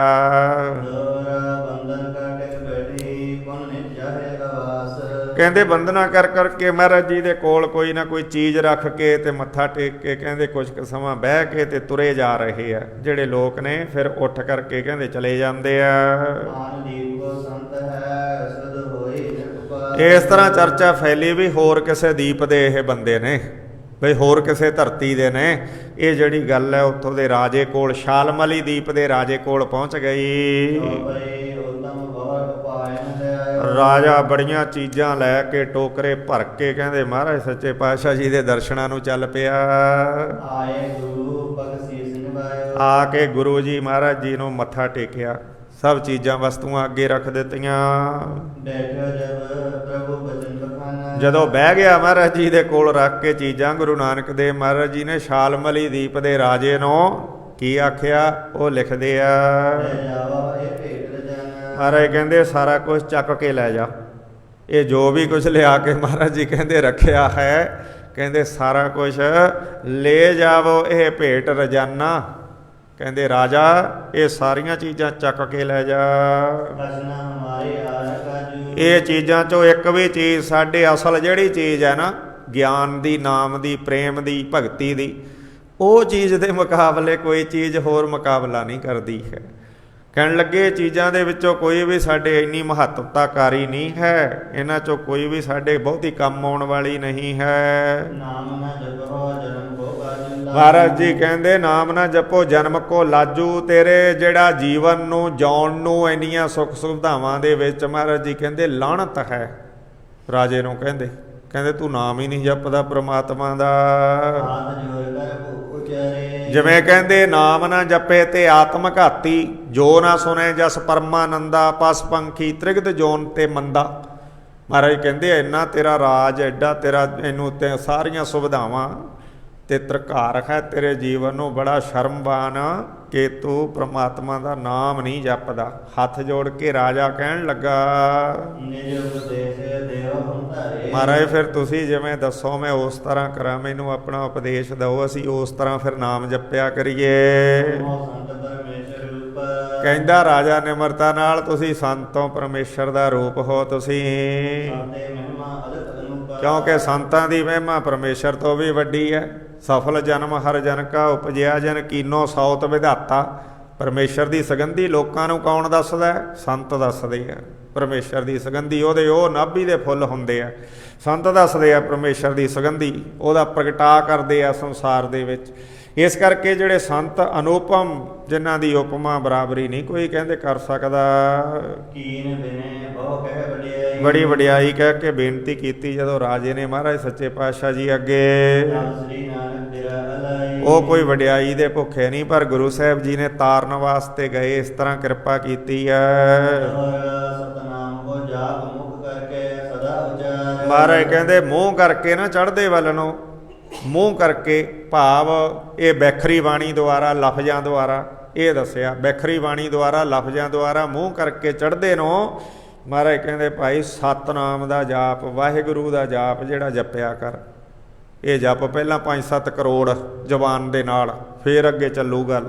ਇਸ ਤਰ੍ਹਾਂ ਮਹਾਰਾਜ ਜੀ ਨੇ ਆਖਣਾ ਕੀਤਾ ਹੈ। ਪੰਚਾਮ੍ਰਿਤ ਗੁਰੂ ਕੋ ਕਰਹੁ, ਇਤ ਉਤ ਨਿਤ ਸੁਖ ਸਾਰ। ਤੇ ਪੰਚਾ ਅੰਮ੍ਰਿਤ ਕੜਾਹ ਪ੍ਰਸ਼ਾਦ ਗੁਰ ਕੋ ਕਰੋ। ਦੋਨਾਂ ਲੋਕਾਂ ਦੇ ਵਿੱਚ ਸਹਾਈ ਕੜਾਹ ਪ੍ਰਸ਼ਾਦ ਜਿਹੜਾ, ਇਹ ਮਹਾਰਾਜ ਜੀ ਕਹਿੰਦੇ ਕਰਿਆ ਕਰੋ ਅਕਾਲ ਪੁਰਖ ਦੇ ਨਾਂ ਦਾ। ਇਹ ਦੇਖ ਲਓ ਹੁਣ ਕੜਾਹ ਪ੍ਰਸ਼ਾਦ ਦੀ ਕਿੱਡੀ ਵੱਡੀ ਮਹਿਮਾ ਹੈ। ਕਿਹਨੂੰ ਇਹ ਲੈਣ ਦਾ ਯੋਗ ਹੈ, ਅਧਿਕਾਰੀ ਹੈ, ਕਿੰਨਾ ਇਹਦਾ ਮਰਾਤਬਾ ਹੈ ਕੜਾਹ ਪ੍ਰਸ਼ਾਦ ਦਾ। ਇਹ ਬਾਰ-ਬਾਰ ਬਚਨ ਜਿਹੜਾ ਦਸਾਂ ਗੁਰੂ ਸਾਹਿਬਾਨਾਂ ਦਾ ਮੁੱਖ ਇਹ ਬਚਨ ਜਿਹੜਾ ਆਇਆ ਹੈ। ਤਾਂ ਹੀ ਤਾਂ ਕਹਿੰਦੇ ਜਦੋਂ ਕੜਾਹ ਪ੍ਰਸ਼ਾਦ ਆਉਂਦਾ, ਪਾਣੀ ਦਾ ਛੱਟਾ ਨਾਲ ਦੇ ਕੇ ਸਤਨਾਮ ਦਾ ਜਾਪ ਕਰਕੇ ਮੂੰਹ ਢੱਕ ਕੇ ਲਿਆ ਕੇ ਉੱਚੇ ਥਾਂ ਚੌਂਕੀ ਤੇ ਰੱਖਣਾ। ਲਿਆ ਕੇ ਉੱਚੇ ਥਾਂ ਚੌਂਕੀ ਤੇ ਰੱਖਣਾ ਕੜਾਹ ਪ੍ਰਸ਼ਾਦ। ਇਹ ਮਰਜ਼ਾਦਾ ਪੜ੍ਹ ਕੇ ਦੇਖ ਲਓ। ਇਸ ਤਰ੍ਹਾਂ ਨਾਲ ਕਹਿੰਦੇ ਪੰਚਾਮ੍ਰਿਤ ਜਿਹੜਾ ਕੜਾਹ ਪ੍ਰਸ਼ਾਦ ਹੈ ਇਹ ਕਰਿਆ ਕਰੋ, ਤੇ ਨਿਤ ਹੀ ਦੋਨਾਂ ਲੋਕਾਂ ਦੇ ਵਿੱਚ ਤੁਹਾਡਾ ਸੁਖ ਤੇ ਮਨ ਦਾ ਟਿਕਾ ਹੋ ਜਾਊਗਾ। ਚੌਪਈ ਮਾਨੇ ਸਤਿਗੁਰੂ ਕੇ ਵਚਨ। ਜਦੋਂ ਪ੍ਰੇਮ ਸਹਿਤ ਮਹਾਰਾਜ ਜੀ ਦੇ ਇਹਨਾਂ ਵਚਨਾਂ ਨੂੰ ਮੰਨ ਲਿਆ ਹੈ, ਪਾਵਨ ਭਗਤੀ ਦੀਨੀ ਤਬਹੀ। ਫੇਰ ਮਹਾਰਾਜ ਜੀ ਨੇ ਇਹਨੂੰ ਆਪਣਾ ਚਰਨ ਪੋਹਲ ਦੇ ਕੇ ਸਿੱਖ ਬਣਾ ਲਿਆ। ਚਰਨ ਪੋਹਲ, ਚਰਨਾਮ੍ਰਿਤ ਦੇ ਕਰਕੇ ਸਿੱਖ ਬਣਾ ਲਿਆ ਹੈ। ਰਾਜੇ ਦੇ ਕਈ ਵਜ਼ੀਰ ਤੇ ਕਈ ਮਹਿਕਮੇ ਤੇ ਕਈ ਅਫਸਰ ਤੇ ਕਈ ਆਮ ਪ੍ਰਜਾ ਤੇ ਸਿੱਖ ਬਣ ਗਏ ਚਰਨ ਪੋਹਲ ਲੈ ਕੇ। ਇਹ ਸ਼ਾਲਮਤੀ ਦੀਪ ਦੇ ਜਿਹੜੇ ਲੋਕ ਸੀ ਮਗਰ ਸਾਰੇ। ਇਸ ਤਰ੍ਹਾਂ ਜਦੋਂ ਰਾਜਾ ਹੀ ਸਿੱਖ ਬਣ ਗਿਆ ਤੇ ਬੜੇ ਜਿਹੜੇ ਮਗਰ ਸਿੱਖ ਬਣ ਗਏ ਹਨ, ਇਹਨਾਂ ਨੂੰ ਨਾਮਦਾਨ ਇਸ਼ਨਾਨ ਦ੍ਰਿੜਾਇਆ ਵੀ ਨਾਮ ਜਪਿਆ ਕਰੋ, ਆਤਮਾ ਪਵਿੱਤਰ, ਦਾਨ ਕਰਿਆ ਕਰੋ, ਹੱਥ ਪਵਿੱਤਰ, ਇਸ਼ਨਾਨ ਕਰਿਆ ਕਰੋ, ਕੱਪੜੇ ਆਲਾ ਦੁਆਲਾ ਤੇ ਸਰੀਰ ਪਵਿੱਤਰ, ਫਿਰ ਖਿਆਲ ਪਵਿੱਤਰ ਹੋਣਗੇ। ਇਸ ਤਰ੍ਹਾਂ ਦੱਸਿਆ। ਕਿੰਨਾ ਕੁ ਸਮਾਂ ਗੁਰੂ ਮਹਾਰਾਜ ਜੀ ਉੱਥੇ ਫਿਰ ਛਾਲਮਲੀ ਇਸ ਦੀਪ ਦੇ ਵਿੱਚ ਰਹੇ ਆ। ਸਾਰੇ ਰਾਜੇ ਦੇ ਜਿਹੜੇ ਦੁੱਖ ਸੀ ਉਹ ਵੀ ਦੁਸ਼ਮਣਾਂ ਦੇ ਨਾਲ ਮਿੱਤਰਤਾ ਭਾਵ ਪਵਾ ਦਿੱਤਾ। ਜਿਹੜਾ ਦੁਸ਼ਮਣ ਸਨ ਉਹ ਵੀ ਮਿੱਤਰ ਬਣ ਗਏ। ਫਿਰ ਸਾਰੇ ਦੁੱਖ ਰਾਜੇ ਦੇ ਕੱਟ ਦਿੱਤੇ। ਚੱਲ ਪਏ ਇੱਥੋਂ ਹੁਣ ਇਹ ਤੀਜਾ ਦੀਪ ਸੀਗਾ ਜਿਹੜਾ, ਤੇ ਚੌਥੇ ਦੀਪ ਵੱਲ ਨੂੰ ਚੱਲ ਪਏ। ਫੇਰ 4 ਲੱਖ ਯੋਜਨ 16 ਲੱਖ ਕਿਲੋਮੀਟਰ ਇਹਦਾ ਕਿਆਸ ਕਾਫੀਆ ਹੈ। ਦੀਵੇ ਦੀ ਤਰ੍ਹਾਂ ਕਹਿੰਦੇ ਸਾਰਾ ਇਹਦਾ ਜਿਹੜਾ ਖੇਤਰਫਲ ਤੇ ਸਿੰਧ ਵਾਰਨੀ ਸ਼ਰਾਬ ਦਾ ਸਮੁੰਦਰ ਹੈ। ਇਹ ਕਹਿੰਦੇ ਸ਼ਰਾਬ ਦਾ ਸਮੁੰਦਰ ਬਣਿਆ ਹੋਇਆ। ਉਸ ਦੀਪ ਦੇ ਵਿੱਚ ਚਲੇ ਗਏ ਹਨ। ਕਹਿੰਦੇ ਪੀ ਲਵੇ ਨਾ ਕੋਈ ਸ਼ਰਾਬ ਵਾਂਗੂ ਨਸ਼ਾ ਹੋ ਜਾਂਦਾ। ਤੇ ਜੇ ਆਪਣੇ ਸਾਰੇ ਅਮਲੀ ਜੇ ਫੜ ਕੇ ਉੱਥੇ ਲਿਜਾ ਕੇ ਛੱਡਤੇ, ਇਹਨਾਂ ਨੇ ਤਾਂ ਆਉਣਾ ਹੀ ਨਹੀਂ। ਇਹਨਾਂ ਨੇ ਤਾਂ ਕਹਿਣਾ ਮੌਜਾਂ ਹੀ ਲੱਗ ਗਈਆਂ, ਰੋਟੀ ਭਾਵੇਂ ਨਾ ਹੀ ਮਿਲੇ, ਪੀ ਪੀ ਕੇ ਮਰ ਜਾਣਗੇ ਉਸ ਸਮੁੰਦਰ ਸ਼ਰਾਬ ਦੇ ਕਿਨਾਰੇ, ਪੀਣੀ ਨਹੀਂ ਛੱਡਦੇ। ਇਸ ਤਰ੍ਹਾਂ ਨਾਲ ਕਹਿੰਦੇ ਸ਼ਰਾਬ ਦਾ ਸਮੁੰਦਰ ਸਾਰਾ। ਤੇ ਕਹਿੰਦੇ ਸਾਰੇ ਜਾ ਕੇ ਕਿਨਾਰਾ ਦੇਖਿਆ। ਮਹਾਰਾਜ ਜੀ ਕਹਿੰਦੇ ਇਹਦੇ ਤੇ ਨਹੀਂ ਭਾਈ ਤੁਰਨਾ। ਮਹਾਰਾਜ ਜੀ ਕਹਿੰਦੇ ਉੱਡ ਕੇ ਚਲੇ ਜਾਣਾ, ਸ਼ਰਾਬ ਦੇ ਸਮੁੰਦਰ ਤੇ ਨਹੀਂ ਆਪਾਂ ਪੈਰ ਟੱਚ ਕਰਨਾ। ਇਸ ਤਰ੍ਹਾਂ ਨਾਲ ਮਹਾਰਾਜ ਜੀ ਉਸ ਤੋਂ ਉੱਡ ਕਰਕੇ ਕਹਿੰਦੇ ਸ਼ਰਾਬ ਦੇ ਸਮੁੰਦਰ ਤੋਂ ਚਲੇ ਗਏ ਹਨ। ਤੇ ਜਦੋਂ ਪ੍ਰਮਾਤਮਾ ਹੋਰ ਨਸ਼ੇ ਆ ਪੋਸਤ ਖਸਖਸ ਤੋਂ ਪੈਦਾ ਫੀਮ ਕਰ ਸਕਦਾ, ਪਾਣੀ 'ਚ ਸ਼ਰਾਬ ਵੀ ਪੈਦਾ ਕਰ ਸਕਦਾ, ਉਹਨੂੰ ਕੋਈ ਵੱਡੀ ਗੱਲ ਹੈ? ਕੀ ਪਤਾ ਕਿਤੇ ਉਹ ਕੋਈ ਸੱਚ ਗੱਲ ਹੈ, ਸ਼ਰਾਬ ਦਾ ਹੋਵੇ, ਸ਼ਰਾਬ ਵਾਂਗੂ ਨਸ਼ਾ ਹੁੰਦਾ ਹੋਵੇ। ਕੀ ਪ੍ਰਮਾਤਮਾ ਦੇ ਰੰਗਾਂ ਖੇਡਾਂ ਦਾ ਪਤਾ ਹੈ। ਕਹਿੰਦੇ ਇਸ ਤਰ੍ਹਾਂ ਨਾਲ ਮਹਾਰਾਜ ਜੀ ਚਲੇ ਗਏ। ਪਹੁੰਚੇ ਦੀਪ ਹੋਤੋ ਕੁਸ਼ ਨਾਮੋ, ਇਹਦਾ ਸ਼ਾਲਮਲੀ ਦੀਪ ਪਹਿਲਾਂ ਗਏ ਤੇ ਇਹ ਜਿਹੜਾ ਦੀਪ ਦਾ ਨਾਂ ਹੈ ਕੁਸ਼। ਪਹਿਲਾਂ ਜੰਬੂ ਦੀਪ ਆਪਣਾ ਭਾਰਤ ਖੰਡ ਹੈ, ਫਿਰ ਗਏ ਪਲਖਦੀਪ, ਫਿਰ ਗਏ ਜਿਹੜੇ ਮਹਾਰਾਜ ਸ਼ਾਲਮਲੀ ਦੀਪ, ਉੱਥੋਂ ਦੇ ਰਾਜੇ ਨੂੰ ਉਤਾਰ ਕੇ ਹੁਣ ਕੁਸ਼ ਨਾਮੇ ਦੀਪ ਦੇ ਵਿੱਚ ਚਲੇ ਗਏ ਹਨ। ਇਹਦੇ 'ਚ ਦੱਬ ਹੀ ਦੱਬ ਬਹੁਤ ਜ਼ਿਆਦਾ ਹੁੰਦੀ ਆ, ਕਹਿੰਦੇ ਦਲਦਲੀ ਇਲਾਕਾ ਹੈ, ਦੱਬ ਹੀ ਦੱਬ, ਇਸੇ ਕਰਕੇ ਇਹਨੂੰ ਜਿਹੜਾ ਕੁਸ਼ਦੀਪ ਕਹਿੰਦੇ ਆ। ਕੁਸ਼ ਦੀਆਂ ਫੂੜੀਆਂ ਸਫਾਂ ਬਣਦੀਆਂ ਦੱਬ ਦੀਆਂ, ਤੇ ਉਹ ਦੱਬ ਹੀ ਦੱਬ ਕਹਿੰਦੇ ਬਾਹਲੀ ਹੁੰਦੀ, ਦਲਦਲੀ ਇਲਾਕੇ 'ਚ ਹੁੰਦੀ ਹੈ। ਇਸ ਕਰਕੇ ਇਹ ਦੀਪ ਦਾ ਨਾਂ ਕੁਸ਼ਦੀਪ ਹੈ। ਇਹ ਚੌਥੇ ਦੀਪ 'ਚ ਪਹੁੰਚ ਗਏ ਹਨ। ਇਸ ਕਰਕੇ ਦੱਬ ਕਰਕੇ ਕੁਸ਼ ਨਾਮ, ਜਿਵੇਂ ਕੁਸ਼ ਦਾ ਰਾਮਚੰਦਰ ਦੇ ਬੇਟੇ ਨੂੰ ਕੁਸ਼ਾ ਤੋਂ ਬਣਾਤਾ, ਘਾਤ ਤੋਂ ਦੱਬ ਤੋਂ ਬਣਾਤਾ ਭਾਵ, ਤਾਂ ਉਹ ਕੁਸ਼ ਕਰਕੇ ਇਹਦਾ ਨਾਂ ਕੁਸ਼ਦੀਪ, ਦੱਬ ਕਰਕੇ ਕੁਸ਼ਦੀਪ ਹੈ। ਜਿਹੜੇ ਜੰਬੂਦੀਪ ਭਾਰਤ ਖੰਡ ਦੇ ਵਿੱਚ ਕੋਈ ਪੁੰਨ ਦਾਨ ਧਰਮ ਕਰਦਾ ਹੈ ਵਿਅਕਤੀ, ਤੇ ਉਹ ਇੱਥੇ ਜਿਹੜਾ ਕੁਸ਼ਦੀਪ ਦੇ ਵਿੱਚ ਆ ਕਰਕੇ ਭੋਗਦਾ ਹੈ। ਬਾਅਦ ਦੇ ਵਿੱਚ ਜਿਹੜਾ ਭਾਰਤ ਖੰਡ ਜੰਬੂਦੀਪ ਦੇ ਵਿੱਚ ਪੁੰਨਦਾਨ ਚੰਗਿਆਈਆਂ ਕਰਦਾ ਨਾ, ਜਿਹੜੇ ਉਹ ਖੰਡ ਦੱਸੇ ਆ, ਸਰਮਖੰਡ ਧਰਮਖੰਡ, ਉਹਨਾਂ ਦੀ ਤਰ੍ਹਾਂ ਫਿਰ ਕਹਿੰਦੇ ਜਨਮ ਲੈ ਕੇ ਇੱਥੇ ਆ ਕਰਕੇ ਕੁਸ਼ਦੀਪ ਦੇ ਵਿੱਚ ਜਿਹੜਾ ਹੈ ਉਹ ਆਪਣਾ ਨਿਵਾਸ ਕਰਦਾ ਹੈ। ਇਹ ਕੁਸ਼ਦੀਪ ਦੇ ਵਿੱਚ ਜਾ ਕੇ ਸ਼ਰਾਬ ਦੇ ਸਮੁੰਦਰ ਨੂੰ ਪਾਰ ਕਰਕੇ ਮਹਾਰਾਜ ਜੀ ਬੈਠ ਗਏ ਆ। ਉੱਥੋਂ ਦੇ ਲੋਕ ਜਿਹੜੇ ਦੱਬ ਤੋਂ ਬੜੀ ਆਮਦਨੀ ਵਾਲੇ ਹਨ, ਤੇ ਉਹ ਮਹਾਰਾਜ ਜੀ ਕੋਲ ਆਏ ਹਨ। ਇਹਨਾਂ ਨੇ ਆ ਕੇ ਮਹਾਰਾਜ ਜੀ ਨੂੰ ਜਦ ਦੇਖਿਆ ਤੇ ਹੈਰਾਨ ਹੋਏ। ਮਹਾਰਾਜ ਜੀ ਨੂੰ ਦੇਖ ਕੇ ਤੇ ਮਰਦਾਨਾ ਉਹਨਾਂ ਨੂੰ ਦੇਖ ਕੇ ਹੈਰਾਨ ਹੋਈ ਜਾਂਦਾ। ਕਹਿੰਦਾ ਮਹਾਰਾਜ ਇਹਨਾਂ ਨੇ ਆ ਝੱਗੇ ਜੇ ਕਿਹੋ ਜਿਹੇ ਪਾਏ ਆ, ਪੈਰਾਂ 'ਚ ਕੀ ਪਾਇਆ ਹੋਇਆ ਇਹਨਾਂ ਨੇ? ਮਹਾਰਾਜ ਕਹਿੰਦੇ ਜੁੱਤੀਆਂ ਹੀ ਪਾਈਆਂ ਪੈਰਾਂ 'ਚ, ਹੋਰ ਇਹਨਾਂ ਨੇ ਪੈਰਾਂ 'ਚ ਜਹਾਜ਼ ਪਾਉਣੇ ਸੀ, ਜੁੱਤੀਆਂ ਹੀ ਪਾਈਆਂ ਹੋਈਆਂ ਪੈਰਾਂ ਦੇ ਵਿੱਚ, ਹੋਰ ਕੀ ਪਾਉਣਾ? ਕਹਿੰਦਾ ਮਹਾਰਾਜ ਜੀ ਆਹ ਕਿੱਦਾਂ ਦੇ ਬੰਨੇ ਆ? ਉਹ ਮਹਾਰਾਜ ਜੀ ਨੂੰ ਦੇਖ ਕੇ ਵੀ ਇਹ ਕਿਸੇ ਹੋਰ ਥਾਂ ਦੇ ਆ, ਇਹ ਕਿਸੇ ਹੋਰ ਥਾਂ ਤੋਂ ਆਏ ਆ, ਬੜਾ ਲੰਮਾ ਸਫ਼ਰ ਕਰਕੇ ਆਏ ਆ, ਇੱਥੇ ਕੋਈ ਪਹੁੰਚ ਨਹੀਂ ਸਕਦਾ। ਤੇ ਮਰਦਾਨਾ ਉਹਨਾਂ ਨੂੰ ਦੇਖ ਕੇ ਪਰਸਪਰ ਇਸ ਤਰ੍ਹਾਂ ਹੈਰਾਨ ਹੁੰਦੇ ਆ। ਇਹ ਲੋਕਾਂ ਦਾ ਸੁਭਾਅ ਵੀ ਐਸਾ, ਜਿਹੜਾ ਕੋਈ ਹੋਰ ਦੀਪ ਖੰਡ ਤੋਂ ਆਉਂਦਾ ਉਹਦਾ ਸਤਿਕਾਰ ਕਰਦੇ, ਅੱਗੇ ਭੇਟਾ ਲਿਆ ਕੇ ਧਰਦੇ, ਨਮਸਕਾਰਾਂ ਕਰਦੇ ਆ। ਕਹਿੰਦੇ ਇੱਕ ਦੂਜੇ ਨੂੰ ਜਾ ਕੇ ਖਬਰ ਕਰਤੀ, ਕਹਿੰਦੇ ਹੋਰ ਕਿਸੇ ਦੀਪ, ਜੰਬੂ ਦੀਪ ਦਾ ਚੌਥੇ ਦੀਪ ਦਾ ਸੰਤ ਹੈ ਜਿਹੜਾ, ਉਹ ਕੋਈ ਚੱਲ ਕਰਕੇ ਭਾਈ ਇੱਥੇ ਆਇਆ ਹੈ, ਚੱਲ ਕਰਕੇ ਉਸਦੇ ਦਰਸ਼ਨ ਕਰ ਲਓ। ਇੰਨੇ ਕਹਿੰਦੇ 16 ਲੱਖ ਕਿਲੋਮੀਟਰ, 16 ਲੱਖ ਤੋਂ ਪਿੱਛੇ ਜਿਹੜਾ ਸੀ 4 ਲੱਖ ਕਿਲੋਮੀਟਰ, ਇਸ ਤਰ੍ਹਾਂ ਕਹਿੰਦੇ 20 ਲੱਖ ਕਿਲੋਮੀਟਰ ਦਾ ਫਾਸਲਾ ਦੇਖ ਲਓ ਹੋ ਗਿਆ। 20 ਲੱਖ ਕਿਲੋਮੀਟਰ, 20 ਲੱਖ ਕਿਲੋਮੀਟਰ ਦਾ ਫਾਸਲਾ ਕਹਿੰਦੇ ਕਰਕੇ ਆਏ ਹਨ। ਦਰਸ਼ਨ ਕਰ ਲਓ ਚੱਲ ਕੇ। ਕਹਿੰਦੇ ਇਹੋ ਜਿਹਾ ਕਿਹੜਾ ਜਿਹੜਾ ਆ ਗਿਆ, ਨਾ ਕੋਈ ਜਹਾਜ਼ ਆਵੇ ਨਾ ਕੋਈ ਗੱਲ, ਉਸ ਵੇਲੇ ਕਿਹੜੀ ਐਸੀ ਬਾਤ ਸੀ? ਕਹਿੰਦੇ ਚਲੋ ਚਲੋ ਦਰਸ਼ਨ ਕਰੀਏ। ਆਉਣ ਲੱਗੇ ਆਏ ਪਾਏ ਮਹਾਰਾਜ ਜੀ ਦੇ, ਆ ਕੇ ਚਰਨੀ ਲੱਗ ਗਏ ਹਨ। ਤੇ ਮਹਾਰਾਜ ਜੀ ਨੂੰ ਦੇਖ ਕੇ ਕਹਿੰਦੇ ਕਲਾਵਾਨ ਸਮਰੱਥ ਮੁਕਤੀ ਦਾਤੇ ਨੇ ਇਹ। ਇੱਥੇ ਕੋਈ ਐਡੇ ਐਡੇ ਮੱਛਰਾਂ 'ਚ ਖਾ ਜਾਂਦੇ, ਕਿਵੇਂ ਕੋਈ ਆ ਸਕਦਾ ਸੀ ਇੰਨੇ ਸਮੁੰਦਰਾਂ ਨੂੰ ਪਾਰ ਕਰਕੇ? ਕਹਿੰਦੇ ਇਹ ਕਲਾਵਾਨ ਸਮਰੱਥ ਮੁਕਤੀ ਦੇਣ ਵਾਲੇ ਹਨ। ਦੇਖ ਕੇ ਕਹਿੰਦੇ ਹਨ, ਕਹਿੰਦੇ ਇਹ ਨੇ ਸੰਤ, ਸਾਰੇ ਦੁੱਖਾਂ ਦਲਿੱਦਰਾਂ ਨੂੰ ਕੱਟ ਦੇਣ ਵਾਲੇ। ਕਹਿੰਦੇ ਇਹ ਨੇ ਸੰਤ, ਸਾਰੇ ਦੁੱਖਾਂ ਦਲਿੱਦਰਾਂ ਨੂੰ ਕੱਟ ਦੇਣ ਵਾਲੇ। ਇਸ ਤਰ੍ਹਾਂ ਮਹਾਰਾਜ ਜੀ ਕੋਲ ਬੈਠ ਕੇ ਵਿਚਾਰ ਕੇ ਤੇ ਕਹਿੰਦੇ ਉਪਦੇਸ਼ ਸੁਣਨ ਲੱਗੇ ਹਨ। ਮਹਾਰਾਜ ਦੇ ਦਰਸ਼ਨ ਕਰਕੇ ਹੀ ਭਗਤੀ ਪ੍ਰਵੇਸ਼ ਹੋ ਗਈ ਇਹਨਾਂ ਦੇ ਮਨ ਬੁੱਧੀਆਂ 'ਚ। ਦਰਸ਼ਨ ਕਰਕੇ ਐਸੇ ਅਮੋਲਕ ਵਚਨ ਬੋਲੇ ਤੇ ਕਹਿੰਦੇ ਉਹਨਾਂ ਦੇ ਸਤਿਕਾਰ ਕੀਤਾ ਸਾਹਮਣੇ, ਤੇ ਦਰਸ਼ਨ ਭਗਤੀ ਪ੍ਰਵੇਸ਼ ਹੋ ਗਈ ਹੈ। ਗੁਰੂ ਨਾਨਕ ਦੇਵ ਮਹਾਰਾਜ ਜੀ ਨੇ ਉਹਨਾਂ ਨੂੰ ਵਚਨ ਸੁਣਾਏ।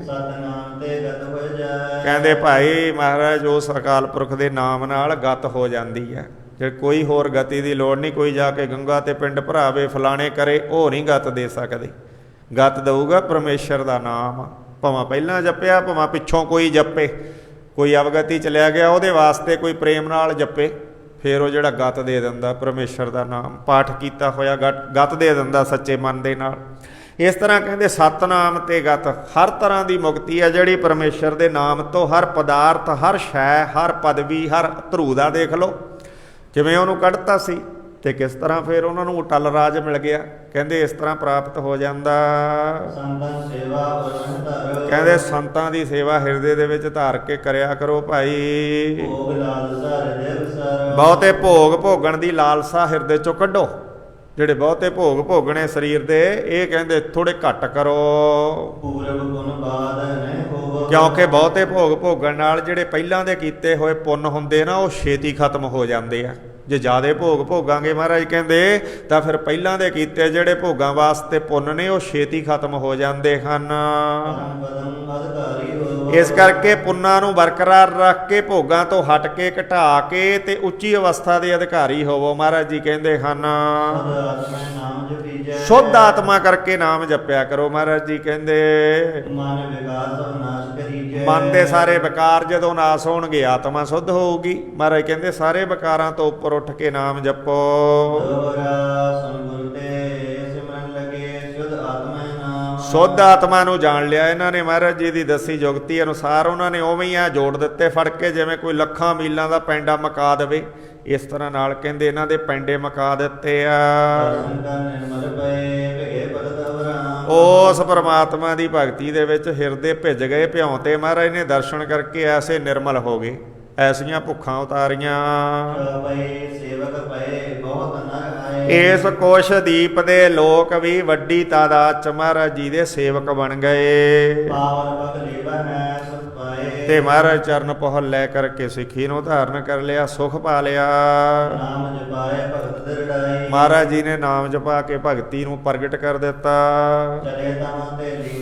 ਇਹਨਾਂ ਨੂੰ ਵੀ ਤਾਰ ਕੇ ਚੌਥੇ ਦੀਪ ਵਾਲਿਆਂ ਨੂੰ, ਕੁਛ ਦੀਪ ਵਾਲਿਆਂ ਨੂੰ, ਪੰਜਵੇਂ ਦੀਪ ਨੂੰ ਚੱਲ ਪਏ। 3 ਰਹਿ ਗਏ। ਇਸ ਤਰ੍ਹਾਂ ਨਾਲ ਪੰਜਵੇਂ ਦੀਪ ਵੱਲ ਨੂੰ ਚੱਲ ਪਏ, ਵਿਦਾਇਗੀ ਲੈ ਲਈ। 8 ਲੱਖ ਯੋਜਨ ਪਰਮਾਨਾ, ਭਾਵ 32 ਲੱਖ ਕਿਲੋ, 32 ਲੱਖ ਕਿਲੋਮੀਟਰ। ਇਸ ਤਰ੍ਹਾਂ ਦਾ ਇਹਦਾ ਕਾਫੀਆ ਦੱਸਿਆ ਹੈ। ਕਿਰਪਾ ਕਰਨ ਵਾਲੇ ਗੁਰੂ ਨਾਨਕ ਦੇਵ ਜੀ ਮੂਹਰੇ ਇਹ ਕਿਹੜਾ ਕੋਈ ਬਾਹਲੀ ਵੱਡੀ ਗੱਲ ਸੀ। ਕੋਟ ਬ੍ਰਹਮੰਡ ਕੋ ਠਾਕੁਰ ਸੁਆਮੀ, ਸਰਬ ਜੀਆਂ ਕਾ ਦਾਤਾਰੇ। ਕੋਟ ਬ੍ਰਹਮੰਡ ਕੋ ਠਾਕੁਰ ਸੁਆਮੀ। ਤੇ ਉਹਦੇ ਵਾਸਤੇ ਇਹ ਜਿਹੜੇ 32 ਲੱਖ ਕਿਹੜੇ ਸਨ, ਉਹ ਲੰਘ ਗਏ ਮਹਾਰਾਜ ਜੀ। ਅੱਗੇ ਕਹਿੰਦੇ ਘਿਓ ਦਾ ਸਾਗਰ ਆ ਗਿਆ। ਇਹ 7 ਸਾਗਰ ਮੰਨੇ ਜਾਂਦੇ ਹਨ, ਪਾਣੀ ਦਾ, ਸ਼ਹਿਦ ਦਾ, ਸ਼ਰਾਬ ਦਾ, ਦਹੀਂ ਦਾ, ਦੁੱਧ ਦਾ, ਗੰਨੇ ਦੇ ਰਸ ਦਾ, ਘਿਓ ਦਾ। ਇਹ ਜਿਹੜੇ ਸਾਗਰਾਂ ਦੇ ਦੀਪ ਜਿਹੜੇ ਕਿਨਾਰੇ ਪਾਰ ਕਰਕੇ ਹਨ, ਕਹਿੰਦੇ ਇਸ ਤਰ੍ਹਾਂ ਕੁਛ ਦੀਪ ਤੋਂ ਅੱਗੇ ਘਿਓ ਦਾ ਸਾਗਰ ਲੰਘ ਗਏ ਹਨ। ਦੀਪ ਸਮਾਨ ਇੱਕੋ ਜਿਹਾ ਪ੍ਰਮਾਣ ਦੱਸਿਆ ਕਿ ਦੀਵੇ ਦੀ ਤਰ੍ਹਾਂ ਜਗਦੇ ਹਨ। ਦੀਨਾਂ ਤੇ ਕਿਰਪਾ ਕਰਨ ਵਾਲੇ ਨੇ। ਇੰਨੀ ਦੂਰ ਕਿਸੇ ਕੋਲ ਕੌਣ ਜਾਂਦਾ ਹੈ? ਕੋਈ ਆਪਦਿਆਂ ਨੂੰ ਮਿਲਣ ਨਹੀਂ ਜਾਂਦਾ, ਭਾਵੇਂ ਲੁਧਿਆਣੇ ਰਹਿੰਦਾ ਹੋਵੇ, ਮਿਲਣ ਨਹੀਂ ਜਾਂਦਾ। ਪਰ ਸੱਚੇ ਪਾਤਸ਼ਾਹ ਪਰਉਪਕਾਰ ਕਰਦੇ ਲੱਖਾਂ ਕਰੋੜਾਂ ਮੀਲ।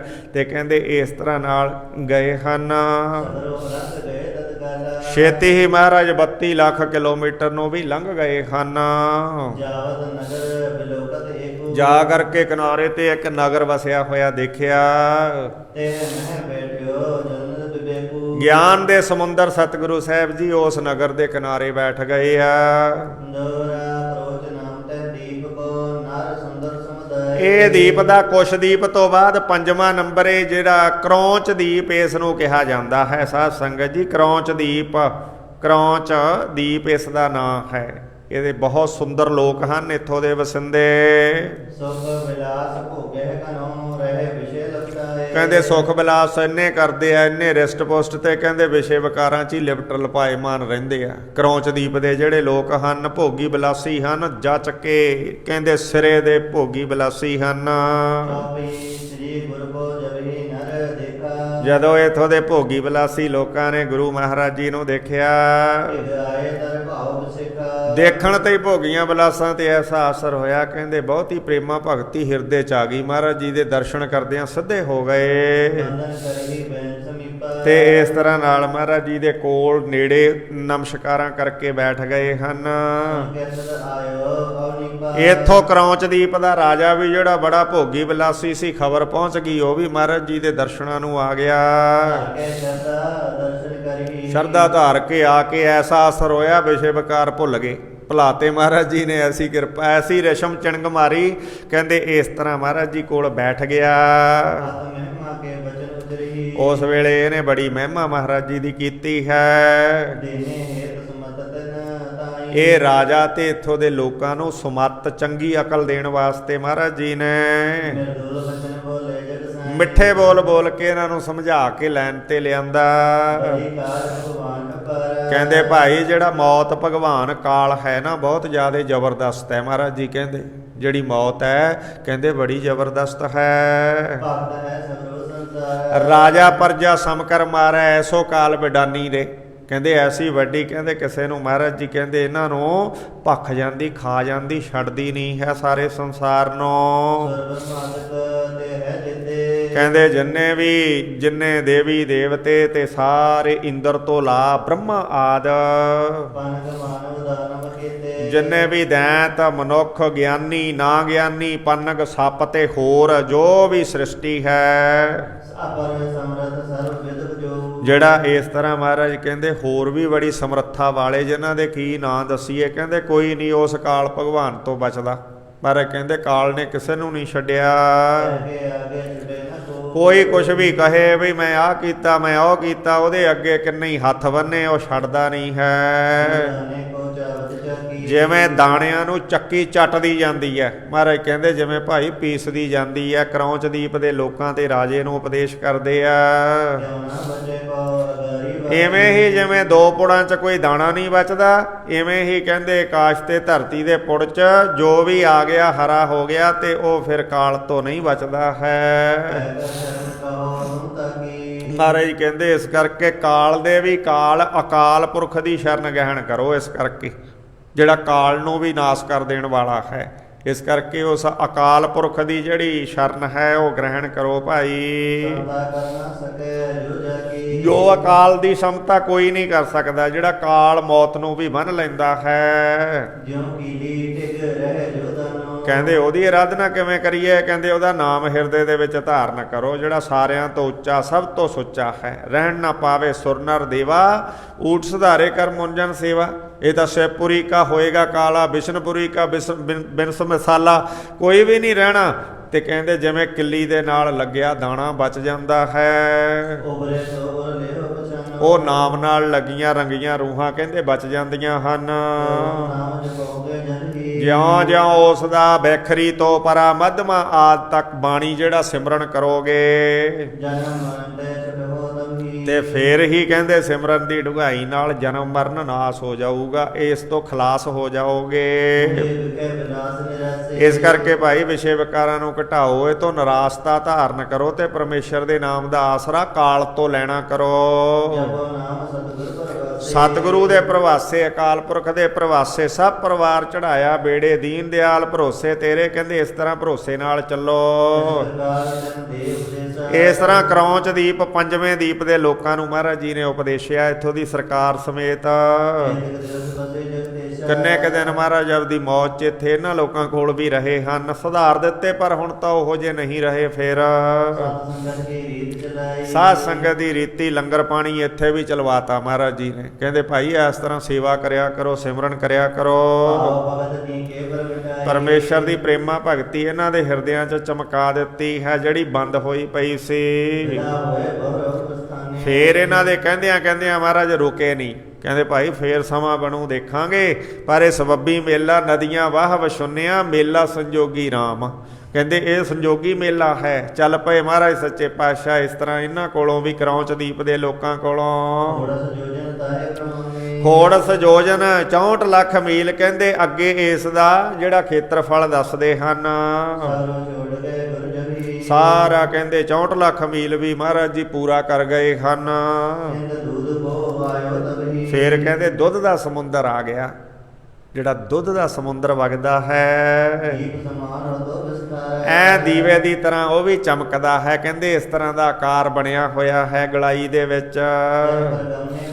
ਉਦਰ ਇਹ ਦੁੱਧ ਦੇ ਸਮੁੰਦਰ ਤੇ ਵੀ ਮਹਾਰਾਜ ਚੱਲ ਕੇ ਗਏ ਹਨ। ਪੂਰਨ ਪਹੁੰਚੇ ਪਾਰ ਕਰਾਰੇ ਪਾਰਲੇ ਕਿਨਾਰੇ 64 ਲੱਖ ਕਿਲੋਮੀਟਰ ਕਰਕੇ ਚਲੇ ਗਏ ਆ। ਹਰੇ ਅਗਾਰੇ ਦੀਪ ਮਝਾਰੇ ਤੇ ਇਸ ਤਰ੍ਹਾਂ ਅੱਗੇ ਕਹਿੰਦੇ ਹੋਰ ਦੀਪ ਦੇ ਵਿੱਚ ਪਹੁੰਚ ਗਏ ਆ ਦੁੱਧ ਦਾ ਸਮੁੰਦਰ ਪਾਰ ਕਰਕੇ। ਦੋਹਰਾ ਬਹਿਤ ਦੁੱਧ ਕੀ ਨਦੀ ਬਹੁ ਮਿਸਰੀ ਕੇ ਗਿਰਪੂਰ ਕਹਿੰਦੇ ਇੱਥੇ ਮਿਸਰੀ ਦੇ ਤਾਂ ਪਹਾੜ ਨੇ, ਧਰਤੀ ਸ਼ੱਕਰ ਦੀ ਹੈ ਤੇ ਦੁੱਧ ਦੀਆਂ ਨਦੀਆਂ ਚੱਲਦੀਆਂ ਨੇ। ਇਸ ਤਰ੍ਹਾਂ ਦਾ ਇਹ ਇਲਾਕਾ ਹੈ, ਥਾਂ ਹੈ। ਜੇ ਸੁੰਦਰ ਨਾਰੀ ਅਲਕ ਜਿਉ ਅਪਸਰ ਤਨ ਰੂਰ ਲੋਕ ਐ ਨੇ ਜਿਵੇਂ ਦੇਵਤੇ ਤੇ ਜਿਹੜੇ ਇਸਤਰੀਆਂ ਹਨ ਜਿਵੇਂ ਦੇਵੀਆਂ ਹੋਣ, ਤੇ ਇਸ ਤਰ੍ਹਾਂ ਨਾਲ ਸੁੰਦਰ ਸਰੀਰ ਤੇ ਬੜੇ ਕੱਦ ਕਾਠ ਹਨ ਤੇ ਕਿਸੇ ਚੀਜ਼ ਦਾ ਇਹਨਾਂ ਦੇ ਕੋਲ ਘਾਟਾ ਨਹੀਂ। ਜਦੋਂ ਪਹਾੜ ਮਿਸਰੀ ਦੇ, ਮਿੱਟੀ ਸਾਰੀ ਸ਼ੱਕਰ ਹੈ ਤੇ ਜਿਹੜੀਆਂ ਨਦੀਆਂ ਨੇ ਉਹ ਦੁੱਧ ਦੀਆਂ, ਫੇਰ ਕਿਸੇ ਤੋਂ ਕੀ ਲੈਣਾ, ਫੇਰ ਕਿਸੇ ਤੋਂ ਕੀ ਲੈਣਾ ਹੈ।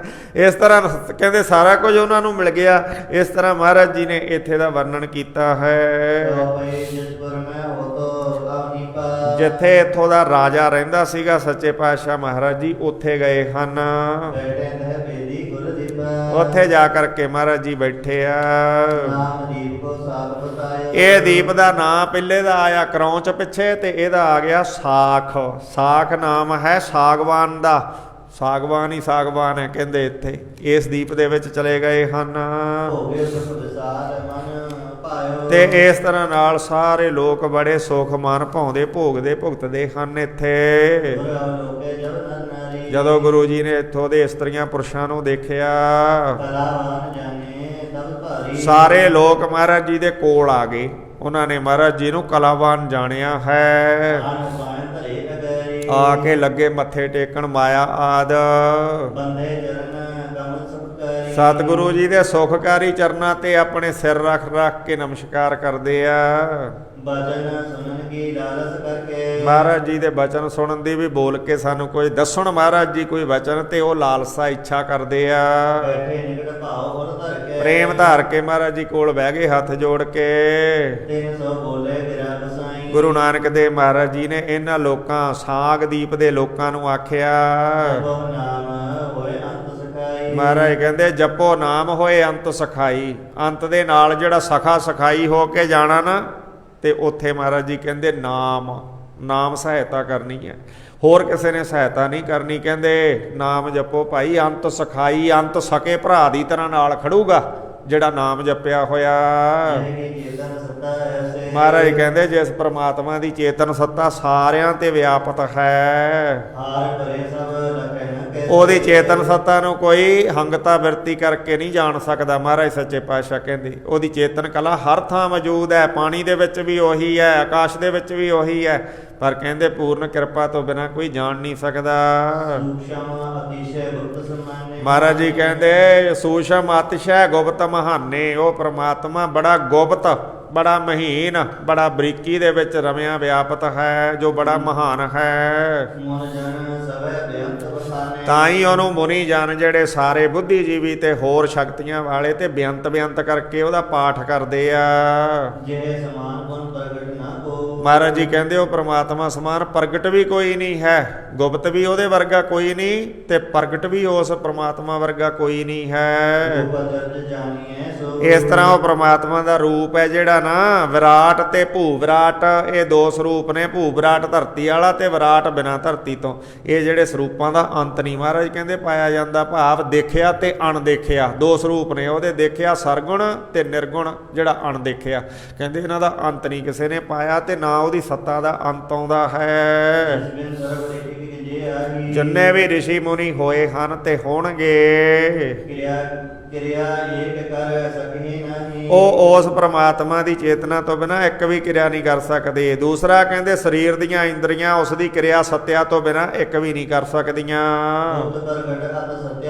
ਇਸ ਕਰਕੇ ਪ੍ਰਮਾਤਮਾ ਦੀ ਗੁਪਤ ਤੇ ਪ੍ਰਗਟ ਸੱਤਿਆ। ਗੁਪਤ ਸਰੀਰ ਵੀ ਉਸੇ ਦਾ ਦਿੱਤਾ ਬਣਾਇਆ ਹੋਇਆ ਹੈ ਜਿਹੜਾ ਪ੍ਰਗਟ ਹੈ, ਤੇ ਗੁਪਤ ਜਿਹੜਾ ਵਿੱਚ ਬੈਠ ਕੇ ਚਲਾਉਂਦਾ ਆਪਣੀ ਚੇਤਨਾ ਆਭਾਸ ਦੇ ਨਾਲ, ਉਹ ਸਰੂਪ। ਇਸ ਤਰ੍ਹਾਂ ਦੋਵੇਂ ਸਰੂਪ ਉਹਦੇ ਬੇਅੰਤ ਤੋਂ ਬੇਅੰਤ ਹਨ। ਉਹਦੇ ਦੋਨਾਂ ਸਰੂਪਾਂ ਦਿਖਣ ਤੇ ਨਾ ਦਿਖਣ ਵਾਲਿਆਂ ਦੀ ਸਮਤਾ ਕੋਈ ਨਹੀਂ ਕਰ ਸਕਦਾ। ਕਹਿੰਦੇ ਕਿਸੇ ਤੋਂ ਬਰਾਬਰੀ ਨਹੀਂ ਹੁੰਦੀ ਹੈ। ਪਾਓ। ਉਹ ਪ੍ਰਮਾਤਮਾ ਅਕਾਲ ਪੁਰਖ ਜੀ ਦੀ ਸ਼ਰਨ ਪਾਓ, ਉਹਦਾ ਨਾਂ ਜਪਿਆ ਕਰੋ। ਮਹਾਰਾਜ ਜੀ ਕਹਿੰਦੇ ਹਨ ਮਨ ਮਲੀਨਤਾ ਸਰਬ ਮਿਟਾਵਾ। ਮਨ ਦੀ ਮਲੀਨਤਾ ਸਾਰੀ ਭਾਈ ਕਹਿੰਦੇ ਦੂਰ ਕਰ ਦਿਓ। ਵਿਖੇ ਆਨੰਦ ਲੱਭ ਪਰਚਾਨਾ। ਵਿਸ਼ੇ ਵਿਕਾਰਾਂ ਦਾ ਜਿਹੜਾ ਸਰੀਰਾਂ ਦੇ ਮਿਲਾਪ ਦਾ ਸੁੱਖ ਹੈ ਇਹ ਅਲਪ ਥੋੜਾ ਹੈ। ਮਹਾਰਾਜ ਜੀ ਕਹਿੰਦੇ ਹਨ ਨੀਰ ਕਟੋਰੇ ਕੇ ਸਮ ਮਨ। ਇਹ ਐਂ ਜਾਣ ਲਓ ਜਿਵੇਂ ਇੱਕ ਕੌਲੀ ਦੇ ਵਿੱਚ ਪਾਣੀ ਪਾਇਆ ਹੋਵੇ। ਜਿਹੜਾ ਸਰੀਰਕ ਸੁੱਖ ਨੇ ਇਹ ਇਸ ਤਰ੍ਹਾਂ ਥੋੜ੍ਹ ਚਿਰੇ ਹਨ ਜਿਵੇਂ ਕੌਲੀ ਦੇ ਵਿੱਚ ਪਾਣੀ ਹੋਵੇ। ਨਸ਼ਟ ਝੂਠ ਪੀਤ ਉਸ਼ਨਾਦਿਕ। ਤੇ ਹੁਣ ਕੌਲੀ 'ਚ ਪਾਣੀ ਹੈ ਜਿਹੜਾ ਨਸ਼ਟ ਵੀ ਹੋ ਸਕਦਾ, ਡੁੱਲ ਵੀ ਸਕਦਾ, ਝੂਠਾ ਵੀ ਹੋ ਸਕਦਾ, ਠੰਡਾ ਵੀ ਹੋ ਸਕਦਾ, ਤੱਤਾ ਵੀ ਹੋ ਸਕਦਾ। ਇਹ ਸਾਰੇ ਦੋਸ਼ ਮਹਾਰਾਜ ਕਹਿੰਦੇ ਕੌਲੀ 'ਚ ਪਏ ਪਾਣੀ ਨਾਲ ਹਨ। ਇਸਮੇ ਦੋਸ਼ ਲਖੋ ਅਤਿਆਦਿਕ। ਇੰਨੇ ਜਿਹੜੇ ਦੋਸ਼ ਹਨ ਕੌਲੀ 'ਚ ਪਏ ਹੋਏ ਪਾਣੀ ਦੇ ਸੁੱਖ ਦੇ ਭਾਵ ਸਰੀਰਕ ਸੁੱਖਾਂ ਦੇ ਜਿਹੜੇ ਦੁੱਖ ਹਨ ਉਹ ਇਹੋ ਜਿਹੇ ਹਨ ਭਾਈ। ਬਹੁਰ ਸੁਨੋ ਭਜਨ ਆਨੰਦ ਜੋ। ਤੇ ਫੇਰ ਦੂਜੇ ਥਾਂ ਤੇ ਸਰੀਰਕ ਸੁੱਖਾਂ ਤੋਂ ਹੈ ਭਜਨ ਆਨੰਦ। ਪਰਮਾਤਮਾ ਦੇ ਭਜਨ ਦਾ ਜਿਹੜਾ ਆਨੰਦ ਹੈ ਉਹ ਸੁਣ ਲਓ ਕੈਸਾ ਹੈ। ਸਰੀਰਕ ਸੁੱਖਾਂ ਦਾ ਤਾਂ ਕੌਲੀ 'ਚ ਪਾਣੀ ਵਰਗਾ ਹੈ, ਬਹੁਤੇ ਦੋਸ਼ ਲੱਗਦੇ ਆ।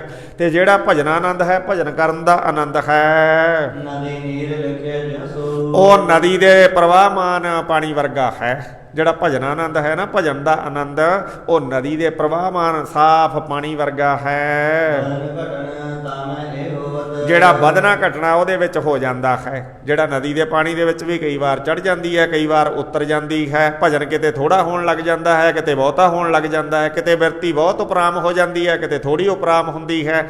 ਇਸ ਤਰ੍ਹਾਂ ਨਾਲ ਨਦੀ ਦਾ ਪਾਣੀ ਵੀ ਮਹਾਰਾਜ ਜੀ ਕਹਿੰਦੇ ਜਿਹੜਾ ਵੱਧਦਾ ਘਟਦਾ ਰਹਿੰਦਾ ਹੈ। ਆਸਲ ਦੋਖਨ ਕੋ ਸਭ ਹੋਵਤ। ਤੇ ਪਿਛਲੇ ਸਾਰੇ ਕੀਤੇ ਦੁੱਖਾਂ ਨੂੰ ਜਿਹੜਾ ਭਜਨ ਆਨੰਦ ਹੈ ਭਜਨ ਕਰਨਾ ਇਹ ਖੋ ਦਿੰਦਾ, ਨਾਸ ਕਰ ਦਿੰਦਾ। ਇਹ ਦੁੱਖਾਂ ਦੇ ਕਿਨਾਰੇ ਢਾ ਦਿੰਦਾ ਹੈ ਨਦੀ ਦਾ ਪਾਣੀ। ਕੌਣ ਗਿਆਨਾਨੰਦ ਜਾਨੋ ਐਸੇ। ਤੀਜਾ ਹੈ ਗਿਆਨਾਨੰਦ।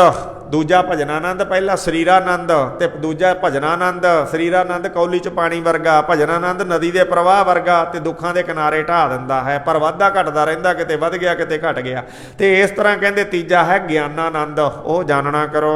ਸਾਗਰ ਜਲ ਪਾਰ ਹੋਏ ਜੈਸੇ। ਸਾਗਰ ਜਲ ਅਪਾਰ ਹੋਏ ਜੈਸੇ। ਕਹਿੰਦੇ ਜਿਹੜਾ ਗਿਆਨਾਨੰਦ ਹੈ ਨਾ ਉਹ ਐਂ ਆ ਜਿਵੇਂ ਸਾਗਰ ਹੁੰਦਾ, ਜਿਵੇਂ ਸੱਤੇ ਸਮੁੰਦਰ ਜੁੜੇ ਹੋਣ ਤੇ ਉਹਦਾ ਕੋਈ ਅੰਤ ਪਾਰਾਵਾਰ ਨਹੀਂ ਹੁੰਦਾ, ਨਾ ਉਹਦੇ 'ਚ ਘਟਦਾ ਹੈ ਨਾ ਉਹਦੇ 'ਚ ਵੱਧਦਾ ਹੈ। ਜੇ ਕੋਈ 5-7 ਬਾਲਟੀਆਂ ਕੱਢ ਲੂ ਵਿੱਚੋਂ ਉਹਨੂੰ ਫਰਕ ਨਹੀਂ ਕੋਈ ਪੈਣਾ।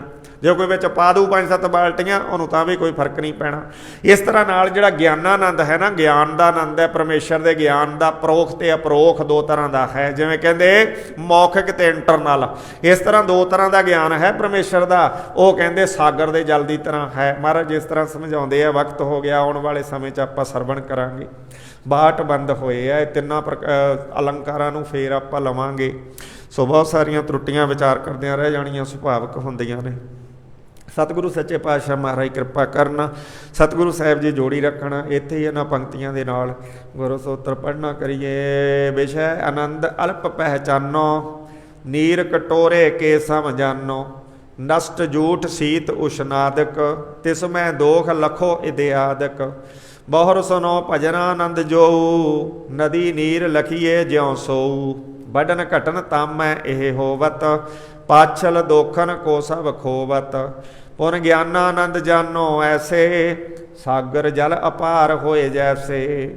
ਪੁਨ ਗਿਆਨਾਨੰਦ ਜਾਨੋ ਐਸੇ, ਸਾਗਰ ਜਲ ਅਪਾਰ ਹੋਏ ਜੈਸੇ। ਵਾਹਿਗੁਰੂ ਜੀ ਕਾ ਖਾਲਸਾ, ਵਾਹਿਗੁਰੂ ਜੀ ਕੀ ਫਤਿਹ। ਹੈ ਅਚੁੱਤ ਹੈ ਪਾਰ ਬ੍ਰਹਮ, ਅਵਿਨਾਸੀ ਅਗਨਾਸ। ਹੈ ਪੂਰਨ ਹੈ ਸਰਬ ਮਹਿ, ਦੁਖ ਭੰਜਨ ਗੁਣਤਾਸ। ਹੇ ਸੰਗੀ ਹੈ ਨਿਰੰਕਾਰ, ਹੇ ਨਿਰਗੁਣ ਸਭ ਟੇਕ। ਹੇ ਗੋਬਿੰਦ ਹੈ ਗੁਣ ਨਿਧਾਨ, ਜਾ ਕੈ ਸਦਾ ਬਵੇਕ। ਹੇ ਅਪਰੰਪਰ ਹਰ ਹਰੇ, ਹੈਪੀ ਹੋਵਨ ਹਾਰ। ਹੇ ਸੰਤਹਿ ਕੇ ਸਦਾ ਸੰਗ, ਨਿਧਾਰਾਂ ਆਧਾਰ। ਹੇ ਠਾਕੁਰ ਹਉ ਦਾਸਰੋ, ਮੈਂ ਨਿਰਗੁਣ ਗੁਣ ਨਹੀਂ ਕੋਏ। ਨਾਨਕ ਦੀਜੈ ਨਾਮ ਦਾਨ, ਰਾਖੋ ਹਿਐ ਪਰੋਏ। ਹਾਏ ਪ੍ਰਭ ਸ਼ਰਨਾਗਤੀ, ਕਿਰਪਾ ਨਿਧ ਦਇਆਲ। ਏਕ ਅੱਖਰ ਹਰ ਮਨ ਬਸਤ, ਨਾਨਕ ਹੋਤ ਨਿਹਾਲ। ਕਥਾ ਨਿਤਾ ਪ੍ਰਤੀ ਹੋਤ ਹੈ, ਸੁਣੋ ਸੋ ਸਿੰਘ ਸੁਜਾਨ। ਨਾਨਕ ਗੁਰੂ ਗੋਬਿੰਦ ਸਿੰਘ ਜੀ ਸਦਾ ਕਰੇ ਕਲਿਆਣ। ਜੈਸੇ ਬਨ ਹਰ ਪਾਤ में, पात पात में पात, तैसे गुरु नानक की बात में। बात बात में बात, ऐसे गुरु नानक की बात में, बात बात में बात। वाहिगुरु जी का खालसा, वाहिगुरु जी की फतेह।